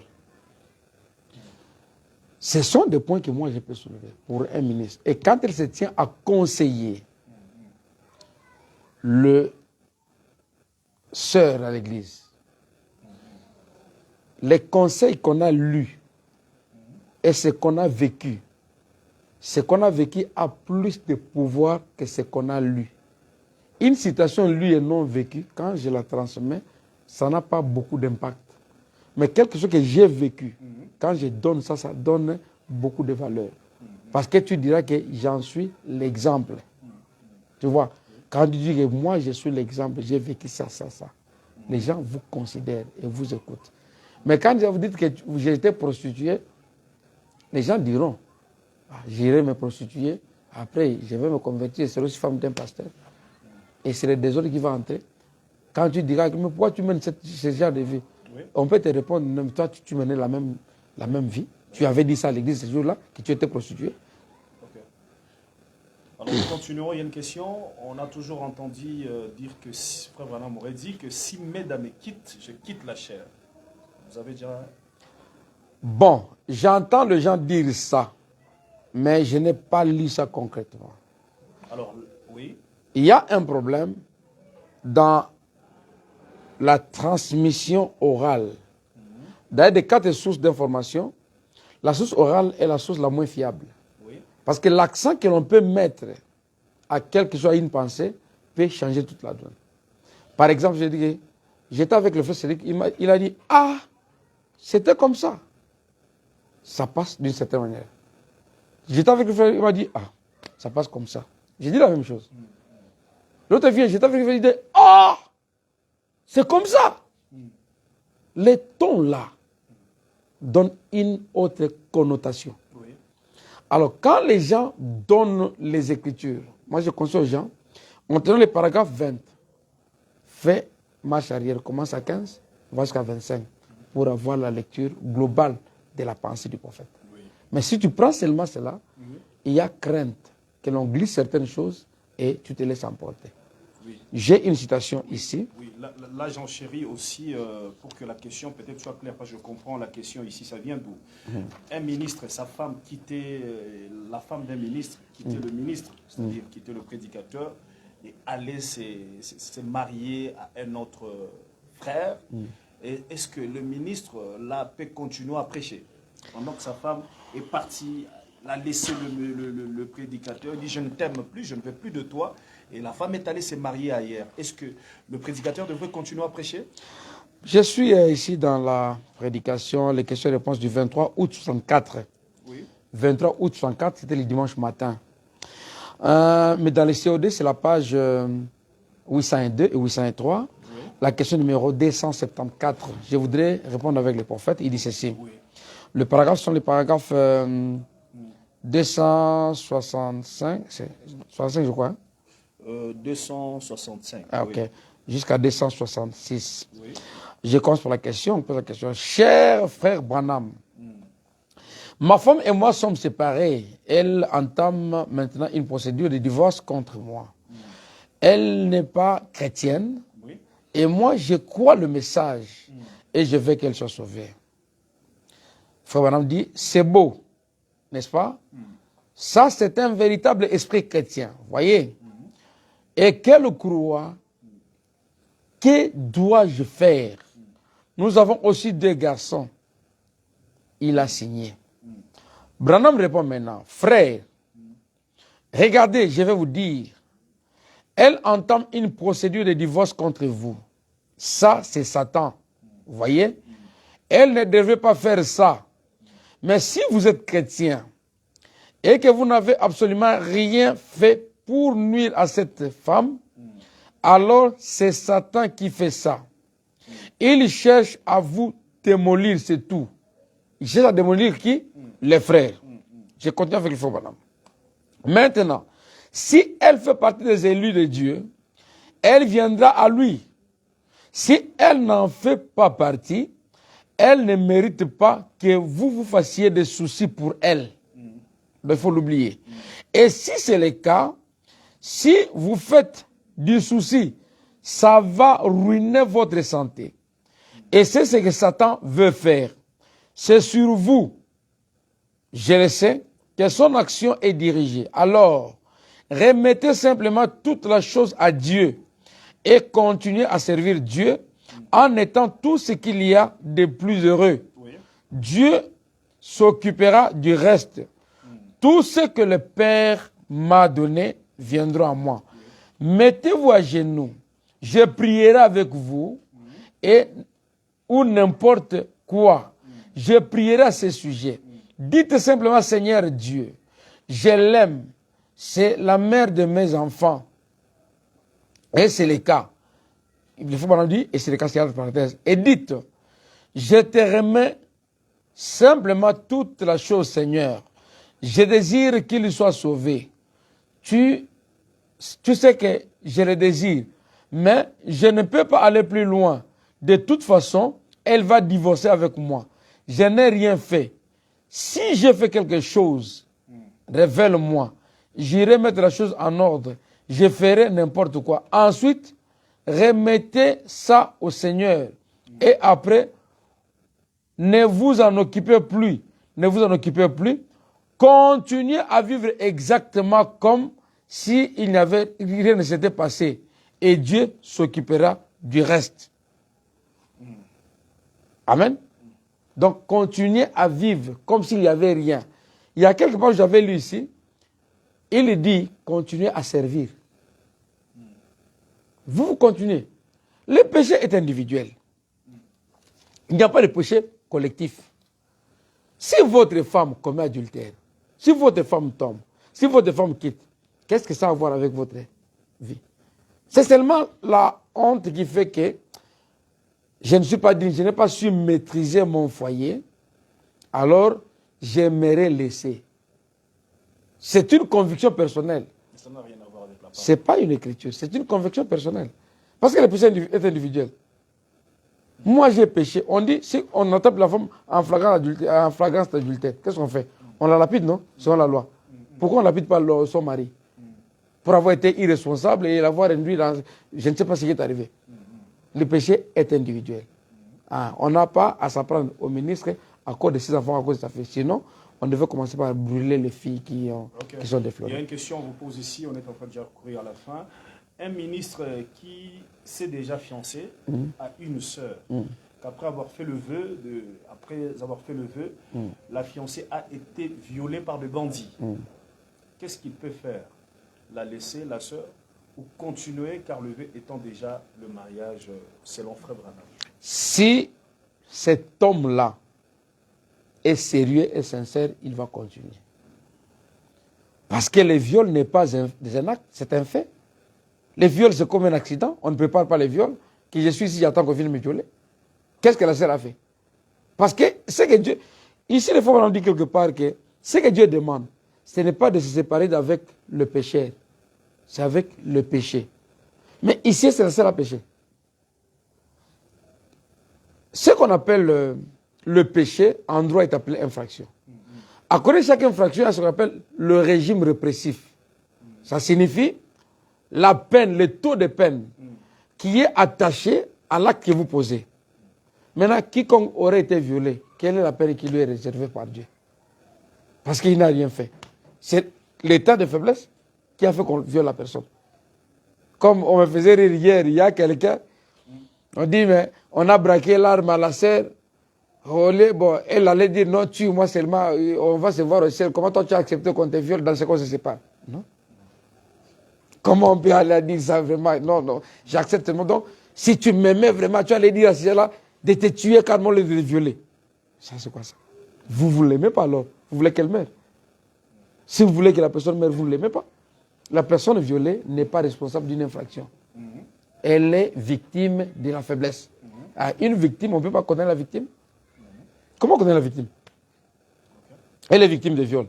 Maintenant, vous dites, vous voulez la laisser pourquoi? Elle est victime. Elle est victime. Elle n'a pas commis adultère, elle n'a pas commis impudicité. Elle est victime. Il n'y a pas de problème. Elle est victime. Comment connaître la victime? Elle est déjà victime, vous la condamnez encore. Vous la tuez davantage.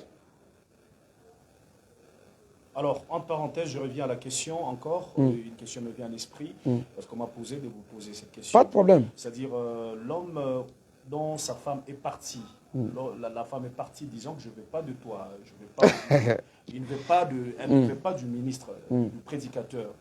Elle est partie, elle a commencé à se prostituer. Et après tout, mais le prédicateur se décide quand même de pardonner la sœur, la reprendre à la maison. Est-ce que le prédicateur peut continuer à prêcher?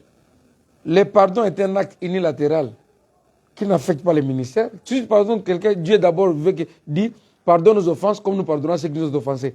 Toi, tu te poses, non, si tu te pardonnes, tu ne vas plus prêcher. C'est quoi ça? Donc toi, tu me connais mieux que Dieu. Comment les gens sont hautains comme ça et ils connaissent mieux que Dieu? Alors, si quelqu'un pardonne, ce que vous lierez sur la terre sera lié au ciel. Ce que vous déliez sera délié au ciel. Si toi tu pardonnes, Dieu pardonne. Celui qui vient s'interposer, c'est un démon. Ne peut refuser le pardon que les démons. Le diable, l'accusateur des frères. Si l'homme a pardonné ta femme, où est ton problème? Ça t'affecte à quoi? En quoi ça te lèse? En quoi ça te gêne? En quoi tu es lésé?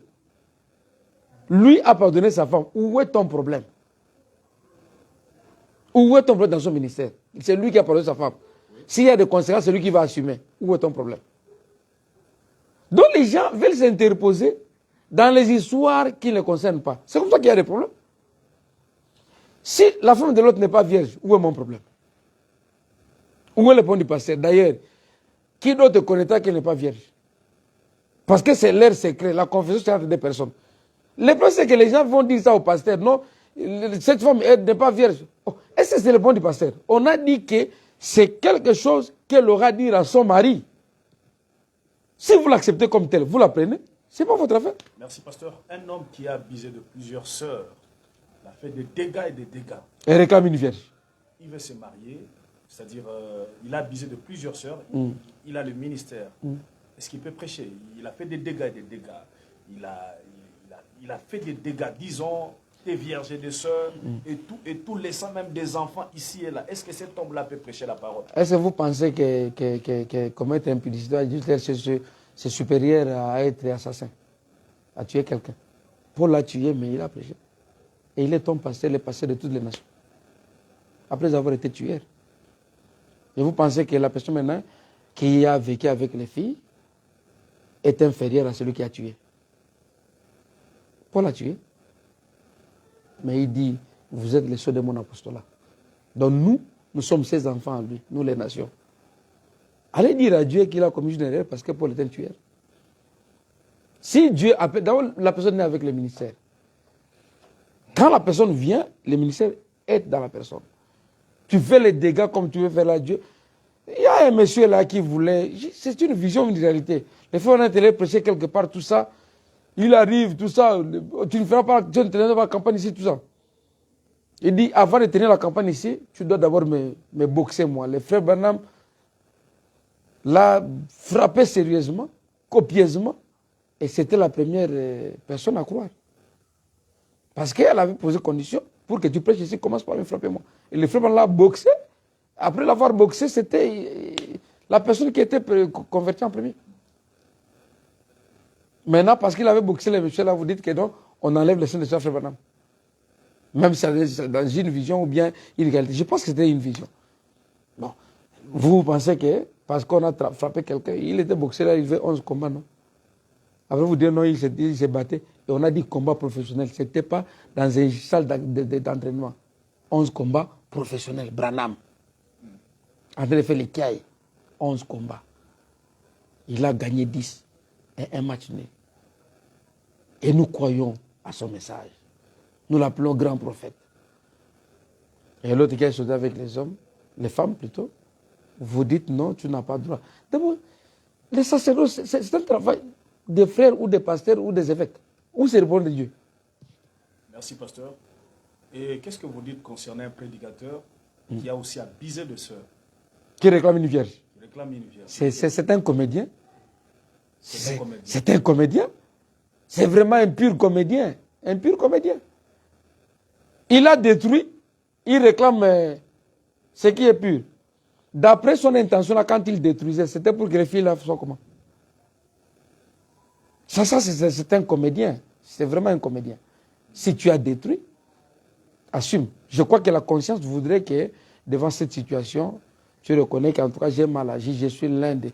Paul continue à dire, moi Paul, j'ai tué. Le faux Branham dit qu'il n'avait même pas tué, il était seulement témoin du meurtre. Mais toi, tu as détruit et tu réclames une vierge, il faut être méchant. Ça, c'est la méchanceté. Il n'a pas le droit de réclamer. Pas le droit de réclamer. Merci, pasteur Suisse Moussoy. Kalala. Alors, nous rappelons que vous êtes pasteur de l'église NTM Message Tabernacle ici à Pretoria. Alors, je crois que vous avez répondu à plusieurs questions que les enfants de Dieu ont envoyées. Alors, je ne sais pas si vous avez de réponse à une question, peut-être que nous ne vous avons pas posé, vous pourriez répondre. Vous trouvez très nécessaire. De réponse à des questions non posées. Que vous trouvez nécessaire. Que je trouve nécessaire. Vous pouvez répondre. Sur le mariage d'un ministre. Ah, ok. Je voudrais que les gens comprennent ceci. Oui. Le mariage n'est pas une affaire collective, Oui. mais qui y est amené devant les gens. Si quelqu'un veut se marier, il faut que la personne soit convaincue en elle-même. C'est une... D'abord, Dieu avait donné à Adam une femme.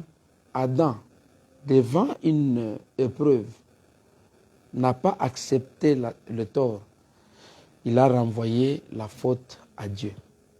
Il dit, ce n'est pas moi, c'est la femme que tu m'as donnée. Donc c'est comme si c'était Dieu le problème. Et depuis lors, Dieu a demandé à l'homme de se chercher une femme. Oui. Et quand on cherche la femme, oui, on cherche ce qu'on appelle une âme sœur, celle qui était tirée de vos côtes, oui, d'après l'inspiration, la spiritualité. Si votre femme que vous cherchez là est dans le monde, vous la trouverez dans le monde. Si elle est dans la parole de Dieu, vous la trouverez dans la parole de Dieu. Mais ce que je sache, Dieu fera en sorte que là où tu es, cette femme-là puisse se retrouver. Même si elle était dans le monde, parce qu'elle doit retourner d'où elle avait été prise, elle sera à vos côtés. Alors, si vous l'aimez, vous allez l'accepter dans la condition que vous allez la trouver. Et c'est votre secret à vous. Parce que le mariage n'est pas basé sur la virginité. Le mariage est basé sur l'amour. Et l'amour a comme siège le vœu, ce qu'on appelle le consentement. Si tu aimes la personne, tu vas oublier ses défauts, tu vas oublier ses péchés. Okay. Ne faisons pas passer la virginité devant l'amour. Parce qu'il y a des vierges qui se sont mariées mais qui ont divorcé. Ils sont nombreux. Il y a des femmes trouvées déviergées mais qui sont le plus modèle que possible dans des foyers. Alors, faire une comparaison comme ça, c'est manquer l'objectif. Pour être correct, mariez-vous à la personne que vous sentez, comme le dit les frères Branham, que si vous sentez que vous ne pouvez pas vivre sans elle, mieux c'est que vous la preniez en mariage. Mariez-vous à une personne qui vous convainc sur tous les plans. Même s'il y a un problème, vous allez faire de votre mieux pour atténuer ce problème à cause de l'amour. Mais si c'était la virginité, quand elle va perdre ça après 1 minute ou 2 minutes, elle perd la virginité, dans tout le reste de vie, vous n'allez pas vous référer à ça. Vous allez vous référer à ça. C'est pourquoi dans les situations-là, il regrette plus gentil, tendre, des termes-là, qui peuvent faire que la personne soit aisée chez elle. Donc c'est un peu ça. On a écouté, on a dit, si vous épousez une sœur déjà touchée, une sœur déviergée, disons, pour être clair, cela va ruiner votre ministère, si vous avez le ministère. C'est faux. On a écouté où? Branham ou la Bible? Les gens ont dit dans les messages. Comme ce sont les gens, qu'ils s'en prennent aux gens. Ce n'est pas la parole. Ce n'est pas la parole. Cela ne peut pas ruiner votre ministère. Non, ça n'a rien à voir. Ça n'a rien... D'abord, c'est Dieu qui donne le ministère. Toi, un individu comme ça, tu viens dire non, tu ne vas pas prêcher parce que... Est-ce que c'est toi qu'on prêche? L'auteur de ce ministère-là, s'il veut que tu ne prêches pas, est-ce que Dieu pour t'enlever, ça lui demande quoi? Combien de minutes pour que tu disparaisses? Ça demande quoi à Dieu? Rien. Si Dieu ne veut pas que tu prêches, il va t'enlever les sous de vie, ou il va entraver ta marche. Tu prêches, les gens ne viennent pas. C'est tout, non? Mais si Dieu te fait confiance, il t'écoute, il t'exauce, il te conduit. Un individu vient là-bas, non, toi tu ne peux pas prêcher. Il y a quelque chose que je n'ai pas dit ici, qu'on n'a pas posé peut-être. Un frère me disait à Lubumbashi, Il a commencé une église, il a évolué, tout ça, tout ça. Oui. Oh non, toi, tu es célibataire, tu ne peux pas tenir des campagnes. Oh, il est un ministre. Tu es célibataire, tu ne peux pas tenir des campagnes. Tu es ceci, tu n'as pas été consacré, tu ne peux pas prier pour les enfants. Nous commettons beaucoup d'erreurs dans le message. Au début, là, j'ai prêché à quelqu'un. J'ai dit, non, il était convaincu, il dit, je voudrais me faire baptiser, que faire? J'ai dit, non, il faut maîtriser la parole de Dieu, il faut. Les diacres qui étaient là à côté, à la fin, il m'a dit, tu as bien prêché, tu l'as convaincu, il a cru le message, il vient à l'église. Mais tu as commis une erreur. Quand tu l'as dit, avant de se faire baptiser, il faut suivre la parole de Dieu. C'est une erreur. Il me pose la question. L'eunuque éthiopien, quand il a rencontré Philippe dans le désert, il a suivi l'affermissement où? Quand Pierre a prêché la parole de Dieu, les gens ont cru. 3000. Ils ont suivi l'enseignement pour être baptisés. Et dans Dieu mal compris, il faut par exemple dire que si la personne présente cette envie-là, laissez-le partir. Le champ est vaste, il y a peu d'ouvriers. Le champ est vaste, il y a peu d'ouvriers. Alors avec toutes ces choses-là, les gens font l'amalgame. Si Dieu vous appelle au ministère, nous allons être là pour appuyer l'œuvre de Dieu, soutenir l'œuvre de Dieu et marcher selon la conduite de Dieu. Mon frère qui m'accompagne là, le frère Benjamin, était avec moi. Il a commencé à prêcher la parole de Dieu. Il n'était pas marié. Il s'est marié à une très bonne femme. Il continue très bien. Moi, j'ai commencé à prêcher, je n'étais pas marié. On ne m'a pas barré la route. Et aujourd'hui, parce que les gens se sentent étouffés, ils veulent créer des histoires sur les autres. Non, le champ est vaste. Même si les frères quittaient le ministère, vous n'allez pas convertir ceux-là qui devaient être convertis par ce ministère. Si les gens peuvent comprendre que chacun a une part de responsabilité, chacun a quelque chose qui lui est destiné, on ne fera pas en bas à l'autre. Merci, pasteur. Alors, il y avait des frères et sœurs qui étaient en train de vous suivre à travers le monde, aux États-Unis, Canada, Norvège, Kinshasa, Fungurume, Kolwezi. Qu'est-ce que vous dites comme mot de la fin? Pour aujourd'hui, nous terminons par ici, pasteur suisse. Ok, merci beaucoup. Que le Seigneur vous bénisse richement. Je parlais, c'est vrai que ma bouche n'est pas parfaite, hein, parce qu'il est dit que la bouche qui parle beaucoup pêche beaucoup aussi. Il peut y avoir des imperfections dans mon langage, dans mon parler, ça mettons dans le compte du diable. Mais pour la parole de Dieu, ce que j'ai lu dans la Bible et dans les brochures, prenez cela comme étant la parole de Dieu et appliquez cela. Évitons de prendre les pensées humaines à la place de la parole. Parce qu'aucun homme n'a le droit d'ajouter ou de retrancher sur ce que Dieu a dit. En tout cas, que Dieu vous bénisse richement, vous tous qui avez suivi, qui avez abusé de votre patience pour suivre un homme inutile, un mortel comme moi, une mort de terre. Vraiment, et que le Seigneur vous bénisse richement et que Dieu bénisse le forum, qu'il bénisse le frère Cédric Loukoussa avec tout ce qu'il fait comme travail. Vraiment, je ne sais pas comment mesurer la grandeur de la tâche qu'il remplit pour les enfants de Dieu à travers le monde. Vraiment, nous vous aimons beaucoup, je vous aime beaucoup.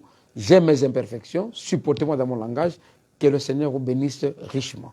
Alors, je vais donner le numéro du pasteur suisse. Nous sommes ici à Pretoria, nous nous sommes déplacés.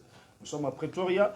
Alors, comme nous l'avons dit, il est pasteur de l'église Intime Message Tabernacle ici à Pretoria. Alors, nous donnons le numéro du pasteur suisse. Peut-être vous avez des questions, peut-être vous êtes à Pretoria, vous voulez venir écouter l'homme de Dieu parce que Dieu a placé le don en lui de prêcher et tout, être béni aussi, n'hésitez pas.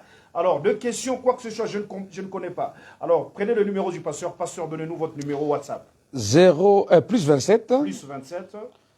81. 81. 51. 51. 88. 88. 351. 351. C'est ça le numéro. Il y a plus 27, 81, 51, 88, 351. Exact. Alors, vous voulez entrer en contact avec le pasteur suisse, n'hésitez pas. Vous avez des questions, je ne sais pas quoi.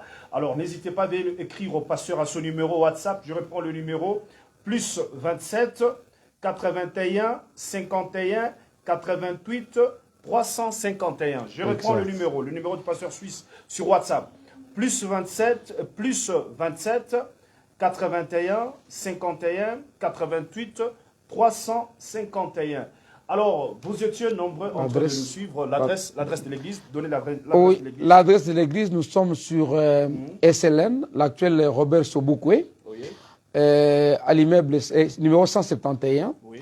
l'immeuble Sani Fer, au 3e niveau. Oui. Donc, l'office numéro 303 et 304.